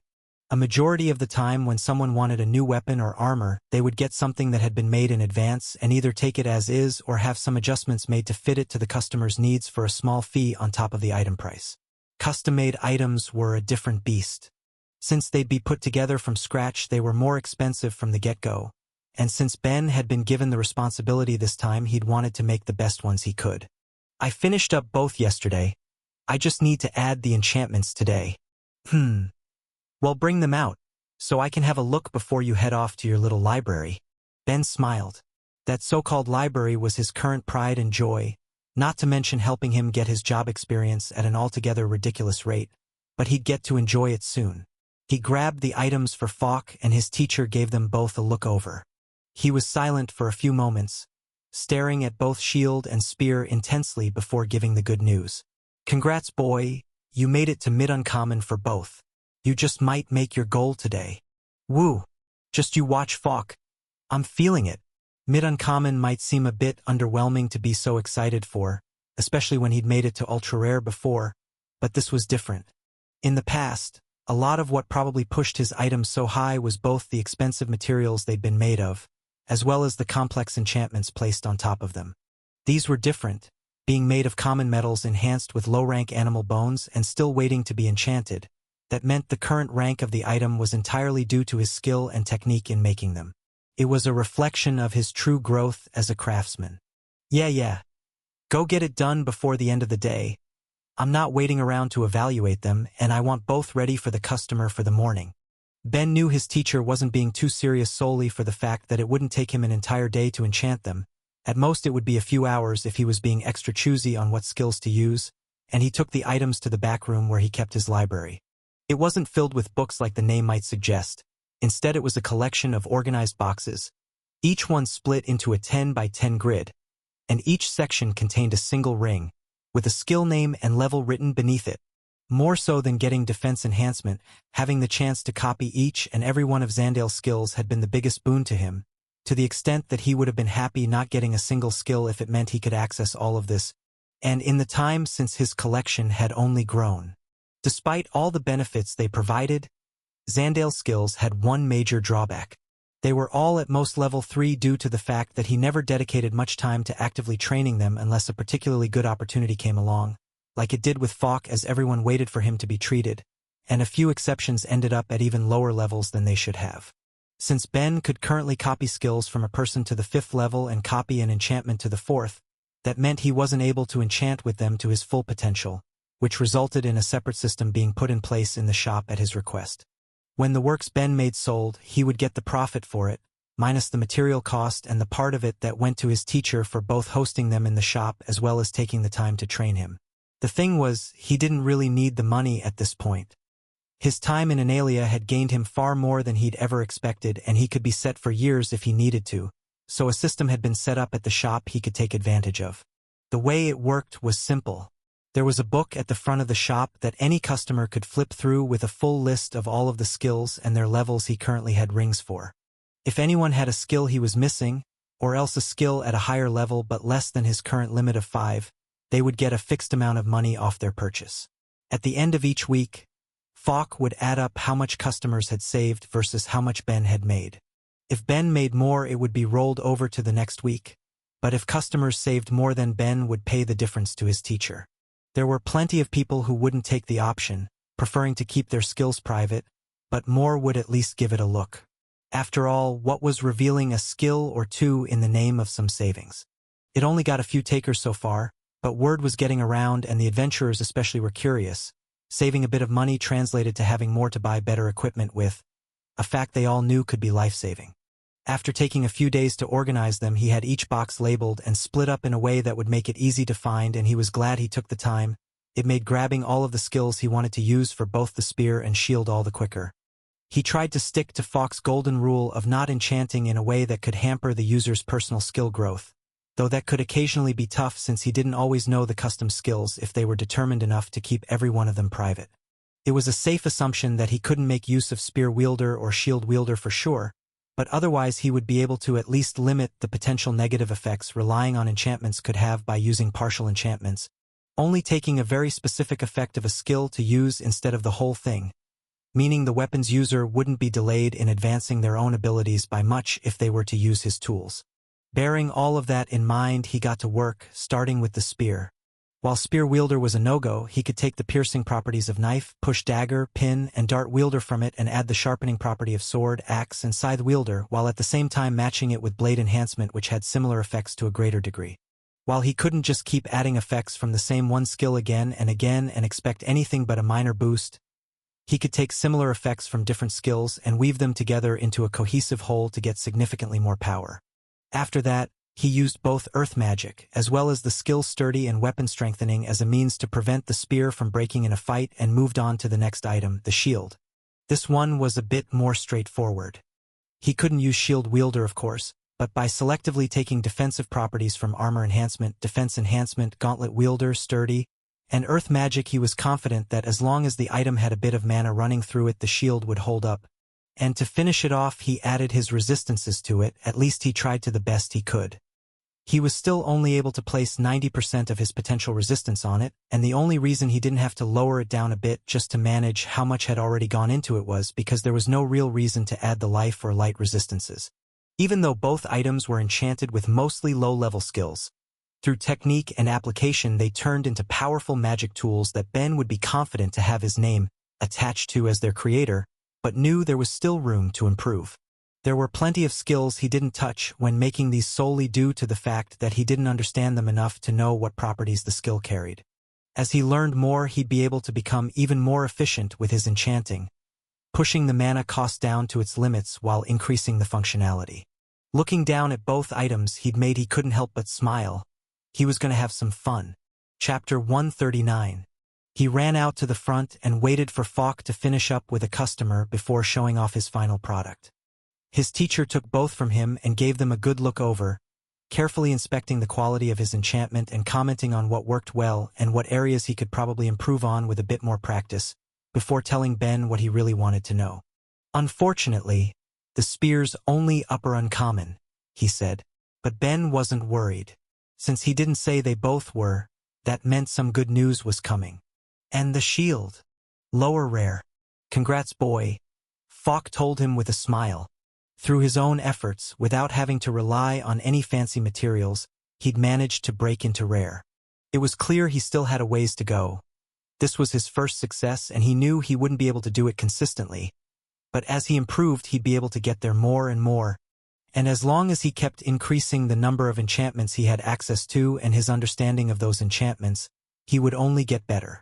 The grin plastered across his face wouldn't go away.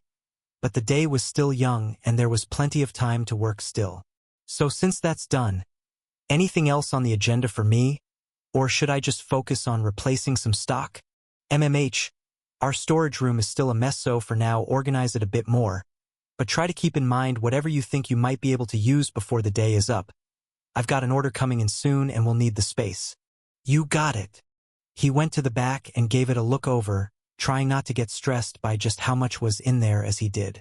It was completely stuffed, and it was his fault. Wedro had come a few weeks back to pick up the orders he put in for Steph and Will. Unfortunately, his friends couldn't come as well.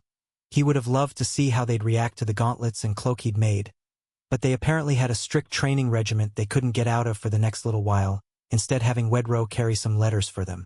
As nice as those were to get, they weren't the only things he received from the flying worm. As he opened up his spatial storage and took out all of the various monster parts Ben had disassembled and had him take care of during their time together. With everything that happened, he'd completely forgotten about it all, and the storage room had been filled up recently enough that things were pretty tight in there. When Falk saw it all, they closed up for the rest of the day to do their best to organize everything, as well as treat the bones and pelts to preserve them for long-term use. The meat was even harder to deal with. To keep it all from spoiling, he'd had to put his new rings to use and consult with Wedro before he headed off about space and time magic. By being able to use 5th-level enchantments, he was able to double the empty volume within a space, and though he couldn't stop the time within it the way someone with an awakened time magic could, he was able to slow it down to a reasonable extent so long as the enchantment could get enough power. With all that in mind, Falk had quickly thrown together a large, insulated storage chest with a white mana crystal embedded into it, which Ben did his best to add the space and time enchantments to, as well as a water one to keep a cooling effect. Just because the time within it was slowed down, didn't mean it wouldn't all still rot in the heat after all. God, that really was a busy day, he thought with a laugh. The worst part was they didn't even get any demon corpses. Since he was so close to dying, nobody wasted any time to collect them, instead focusing on getting back here as soon as they could so he could be treated. It was such a waste, but better than being dead. Reflecting back on it, wasn't that an idea for how he could make use of some of the materials in there? He wouldn't be able to waste mithril or any mana stones as a means to power the enchantments, but he could easily use some of the leathers to make spatial bags, and he could add both the enchantments for slowing time and cooling to make them even better for any adventurers that might want to take them out for the day. They'd have to use some of their own mana every now and then to make sure the enchantments kept their power, but that was far from a big deal if they were just going to be out for a day. Customers would need to be informed it might be risky to use them longer than that, given the need to sleep might let too much time pass, but if they did anyway and the bag ended up damaged by being overfilled without the benefit of the space enchantment, that just meant they'd need another. Oh yeah, that's gonna be perfect, he thought as he got to work pulling out the leathers to use later before getting back to the storage room. He started trying to move things around, pulling different items out every now and then if he thought they looked like they'd be useful and grouping other similar ones together to find them later.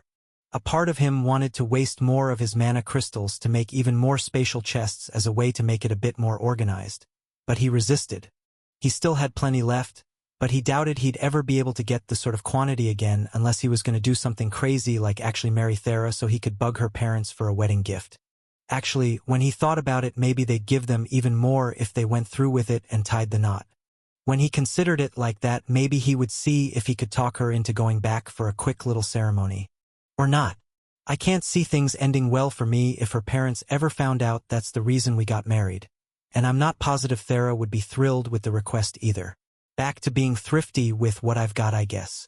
He still had plenty of materials he hadn't even touched because he couldn't figure out a way to use them that would be justified given their rarity and expense.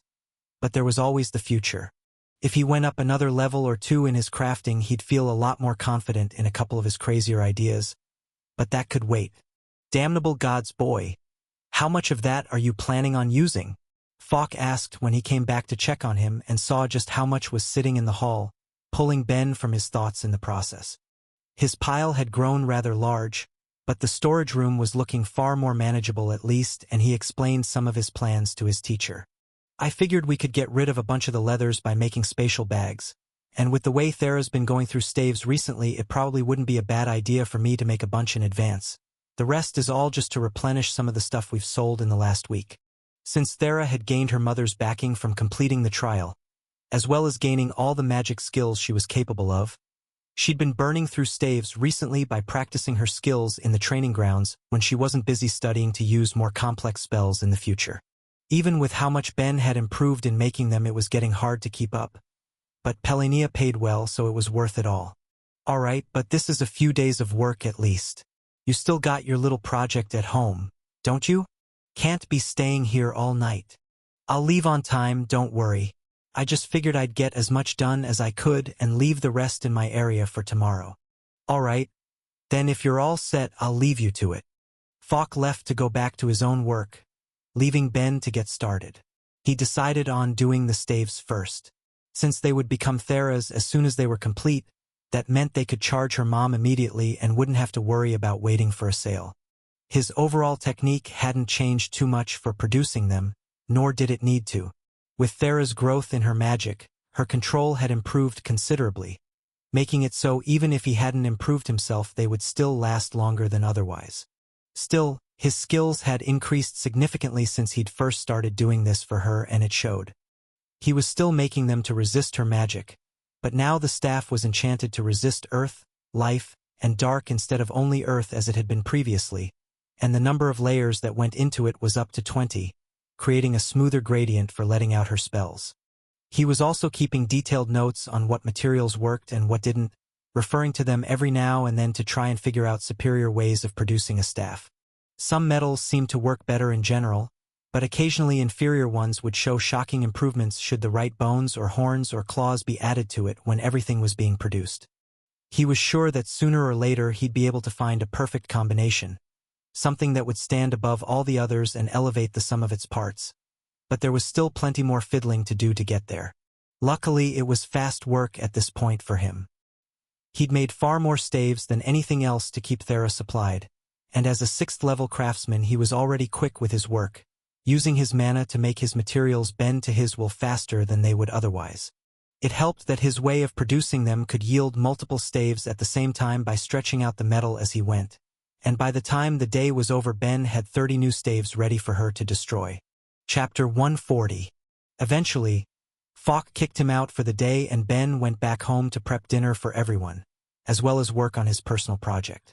He was almost done with it and knew he'd be up all night if it meant having it finished even a bit faster, but he needed something to eat first. He pulled out some ingredients and started preparing them when Thera got home and looked over his shoulder. "Smells good. What's for dinner?" "Just a simple stew. Since we had leftover roast from yesterday, it shouldn't be too long to cook. Even with the benefits of his crafting to speed up the cooking process, he didn't want to spend too much time to get the meat tender, so taking advantage of some leftovers made for a good shortcut to having it done in an hour or so. What's up with you? Do anything fun during the day? Not really. Spent most of the day working on my earth magic and telekinesis. Speaking of, I'll need a new staff. Way ahead of you. Come to the shop tomorrow. I've got 30. You're the best. Yeah. Just make sure you keep a record of what you're doing with each one, so I can see what works and what doesn't. She made a face at the reminder but agreed. I know, I will. But is it really that helpful? I can only watch how you manage with them when we're out hunting. If I can't understand how they turn out, they'll never get any better. Weren't you going to try making a staff with my hair at some point? She asked, running her fingers through the golden strands that had made their way past her shoulders. It had been months since he first thought of the idea in Analia, and he'd even increased his crafting by a few levels since then, but he still shook his head. Unless you're looking for a buzz cut, you should grow it out a little more. I'm not sure if it will even work, but the more I have to use, the better the chances are. He did need to start trying to figure out just how he would go about it to give such a staff the best odds of success, but it was something he could work on in his free time, on top of his ever-growing list of projects and things to learn. They chatted some more while waiting for Sonia to get home and enjoyed their meal together. Once it was done, though, the two women went to enjoy some card games until bed, and Ben focused on his passion project. It hadn't been easy to talk Sonia into letting him do a major renovation of her home. He'd had to make a lot of promises about completion times and paying to have any damages to be repaired if anything went wrong, as well as getting Falk to come give it a look over when he was done. But in the end she agreed, and he was able to get to work on finally having a shower. There was a lot that had to go into it and compensations he had to make for differences between what was available in his world to this one, to the point it felt like he was designing it from scratch despite the lesson he'd had. But after days of work he was almost done. He'd spent a lot of long nights putting together the parts he'd be using, from making the tubing he'd need for water to travel through to making a basic filtration system for both physical filtration utilizing rocks and charcoal, and enhancing it through enchantments of both death and light magic, the first to kill anything that might be living within the water, and the second to attach a variety of different purification spells to it as a means to control other things like off odors, as well as ensure no death mana lingered within it. This all served as a way to ensure the water could be reused multiple times without having to worry about changing it out every day, though he still probably would about once a week just to be safe. The pipes that led to the showerhead were also enchanted with both water and fire magic, with water used to both move the water within and create pressure, and the fire magic to heat the pipes the water was traveling through, warming it up as it went. The tricky part was creating 2 taps to control the strength of each, but after a couple days of fiddling he'd made it work. Finally came the big part though, the one that actually made Sonia nervous about all he'd been doing, knocking down a wall. He needed all of this to be in a dedicated room to avoid causing water damage to the rest of the house, and while there was always the option of making it separate from it, he wanted to be able to walk in without having to worry about actually leaving the entire building. It all came down to having a more comfortable experience overall, even if it might seem like overkill. Until then, he'd been working on all of the construction from the outside and late into the night, but that was all done, so it was finally time. He carefully cut away sections, adding additional support where he thought it was required, but overall it hadn't taken long at all, and he put in a door. With that complete, he had to finish up the last bit of one of the outer walls and ensure the vents in the room were set up properly, but he was finally done. God! It's a thing of beauty. You wouldn't understand Myriad. Those of us who don't come from aquatic races need to bathe occasionally, and we can get pretty attached to how we do it. Yeah, enough patronizing. I'm testing it out, so don't watch me while I bathe. He'd been looking forward to this for a while, and dreams were about to come true. He'd even gone so far as to incorporate a very small rainbow mana crystal into its design, so there'd be no chance of it running out of power if it was left on too long. He couldn't leave it running forever, but a few hours of constant use wouldn't be a problem. He turned it on, getting the heat to match his preferences before getting in and fiddling with the pressure, letting the time flow by once everything was perfect. Oh yeah, I'm in heaven.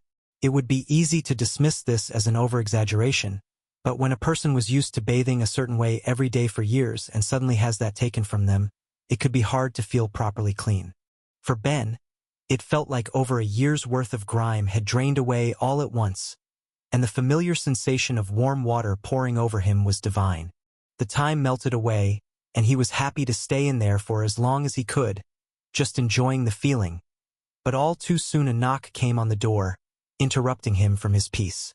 He heaved a sigh, knowing he needed to get out soon anyway, and wrapped a towel around his waist as he went to check what the knocking was about. He opened the door for Thera, who stood silent for a moment, her eyes being solid gold spheres. No pupils to show where her focus lingered. It would be hard for most to tell where she was looking.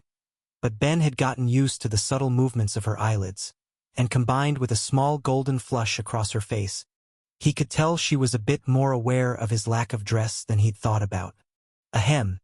Maybe you should actually put something on before you open the door. Sorry. I didn't know if it was anything important, so I figured the towel was fine. What's up? We've just been hearing the sounds of water since the early morning, but nothing from you, so Auntie asked me to check that you're all right. Seeing as you're fine, I'll leave you to get dressed.